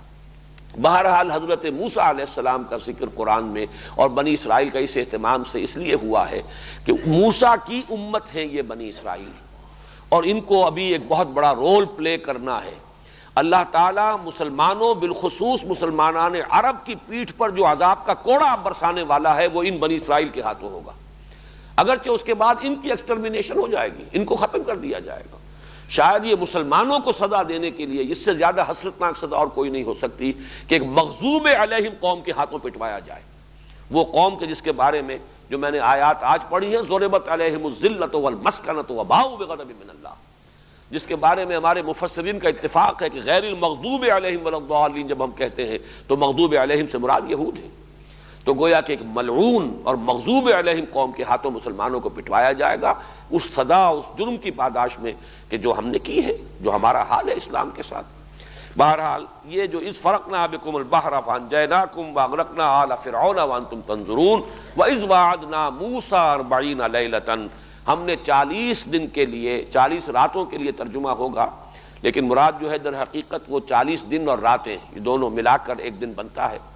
40 دن رات کے لیے۔ اور اس کی تشریح آئی ہے ایک دوسرے مقام پر کہ وہ 30 جمع 10، چنانچہ وہاں فرمایا گیا سورہ اعراف میں کہ فتم میقات ربک 40 لیلہ، پہلے جو طلبی ہوئی تھی وہ 30 دن کے لیے تھی، لیکن شاید عجلت کی وجہ سے جلدی آ گئے تھے، شاید اس پر مزید کوئی تربیت کی ضرورت تھی، یا یہ کہ بعض روایات میں آتا ہے کہ وہ جو ایک مسلسل روزہ رکھوایا گیا، جیسے کہ حضرت مسیح علیہ السلام کے بارے میں تو انجیل میں ہے، قرآن میں نہیں ہے، 40 دن کا مسلسل روزہ حضرت مسیح علیہ السلام نے رکھا ہے، اور تب پھر حضرت مسیح کو انجیل عطا کی گئی ہے۔ حضور صلی اللہ علیہ وسلم نے بھی روزے بھی رکھے ہیں، اور جو آپ کی غار حرا کی جو بھی ریاضتیں ہیں، جو بھی آپ نے وہاں جو بھی تفکر و اعتبار ہے یا جو اور کوئی ریاضتیں ہیں، غور و فکر ہے، مراقبے ہیں، تو یہ گویا کہ تمہید ہوتی ہے کتاب عطا کیے جانے کی، یہ تیاری ہے، یہ ان کو جو خوش نصیب اس کام کے لیے اللہ تعالیٰ نے جس کو چن لیا ہوتا ہے، اگرچہ وہ خود اپنی جگہ پر یوں سمجھیے کہ جوہر قابل اور ہر اعتبار سے ایک نہایت ہی اہل ہستی، لیکن یہ کہ مزید کتاب الہی کے تحمل کے لیے کچھ اور تربیت کی ضرورت ہے، چنانچہ اس تربیت کے لیے 40 دن کی یہ جو ہے حضرت موسیٰ علیہ السلام سے ریاضت کرائی گئی۔ وَإِذْ وَعَدْنَا مُوسَىٰ 40 لیلۃ ثُمَّ اتَّخَذْتُمُ الْعِجْلَ مِن بَعْدِهِ۔ اب چونکہ اصل میں تفصیل یہاں پر حضرت موسیٰ علیہ السلام کو تورات عطا کیے جانے کی نہیں ہے، وہ تو دوسری جگہ پر، یہاں تو فرد جرم عائد کرنا جو ہے وہ پیش نظر ہے۔ تو اصل ذکر ہو رہا ہے کس اعتبار سے، تم نے اس کے بعد اس کی غیر حاضری میں بچھڑے کو اپنا معبود بنا لیا، وانتم ظالمون، اور تم نہایت ظالم تھے، یعنی بے انصاف تھے، تم نے اپنے اوپر ظلم کیا۔ اس لیے کہ ظلم کو قرآن مجید شرک جو ہے، شرک کو ظلم سے تعبیر کرتا ہے، ان الشرک لظلم عظیم، شرک جیسے گناہ کی گناہوں نے یعنی جرم کا تم نے ارتکاب کیا۔ حالانکہ میں یہ سارے واقعات جو آپ کے سامنے بیان کر رہا ہوں، یہ ابھی سمجھیے کہ بالکل آغاز ہے ان کا، اور انہوں نے کتنے معجزے حضرت موسیٰ علیہ السلام کے دیکھے ہیں، کس طرح معجزانہ طور پر تو انہیں وہاں سے مصر سے نکال کر لائے ہیں۔ وہ جو 9 معجزے فرعون کو دکھائے گئے، ظاہر بات ہے وہ سارے کے سارے معجزے بنی اسرائیل نے بھی دیکھے ہیں۔ اس اعتبار سے کسی جگہ پر آج میں اس کا حوالہ تو تلاش نہیں کر سکا، اس لیے کہ میری طبیعت آج کچھ ٹھیک نہیں رہی، لیکن یہ کہ یہ الفاظ بھی میں نے کہیں پڑھے ہیں تورات ہی کے، کہ اے بنی اسرائیل، تو وہ قوم ہے، تو اس چھنال کے مانند ہے جس نے پہلی شب میں بے وفائی کی ہے۔ یعنی یہ معاملہ جو ہو رہا ہے تمہارے ساتھ، ابھی نبی تمہارے مابین موجود ہیں، ابھی تمہیں کتاب دی جا رہی ہے، پے بپے معجزات دیکھ رہے ہو، تب تمہارا حال یہ ہے کہ تم نے، جیسا کہ قرآن مجید میں دوسری جگہ پر تو یہ ہے کہ انہوں نے وہ تو پہلے ہی کہہ دیا تھا، جیسے ہی مصر سے نکلے ہیں اور دیکھا مختلف قوموں کو کہ ان کے بت ہیں جن کا وہ اعتکاف کرتے ہیں، تو انہوں نے کہا کہ اے موسیٰ، ہمارے لیے بھی ایک کوئی ایسا بت جو ہے تراش دے، اور کوئی ہمیں بھی معبود ہو، ایسا محسوس خوگرے پے کرے محسوس تھی انسان کی نظر، مانتا پھر کوئی اندیکھے خدا کو کیوں کر۔ اندیکھے خدا کے ساتھ لو لگانی مشکل ہے، کوئی نہ کوئی چیز خوگرے پے کرے محسوس کو، کوئی پے کرے محسوس سامنے نظر آئے تو پھر ہم بھی ذرا اعتکاف کر سکیں گے، تو کوئی ہمارے لیے بھی الہ بنا دے، اجعل لنا الہن کما لہم آلہہ، جیسے ان کے بہت سے معبود ہیں، ایک ہمارا بھی معبود بنا دے۔ بہرحال حضرت موسیٰ علیہ السلام نے انہیں ڈانٹا، لیکن یہ کہ پھر جیسے ہی حضرت موسیٰ علیہ السلام گئے اور وہ جو غیر حاضری ہے ان کی، اس میں انہوں نے سامری نے وہ فتنہ اٹھایا اور بچڑے کی انہوں نے پرستی شروع کر دی۔ تو فرمایا ثم اتخذتم العجل من بعدہ وانتم ظالمون، تم نے یہ ظلم، یہ بے وفائی اللہ کے ساتھ، یہ گستاخی، اور جبکہ ابھی نبی موجود ہیں، صرف 40 دن کی غیر حاضری کا معاملہ ہے، تو بالکل وہ الفاظ جو ہے کہ تو اس چھنال کے مانند ہے جس نے پہلی شب میں بے وفائی کی ہے۔ تو یہ در حقیقت ان واقعات کا تذکرہ ہو رہا ہے جس سے کہ جو ان کا کردار ہے، ان کی سرشت کے اندر جو چیزیں تھیں ان کو نمایاں کیا جا رہا ہے۔ اب یہی انشاءاللہ مضمون کل ہم مکمل کریں گے۔ بارک اللہ لی ولکم فی القرآن العظیم ونفع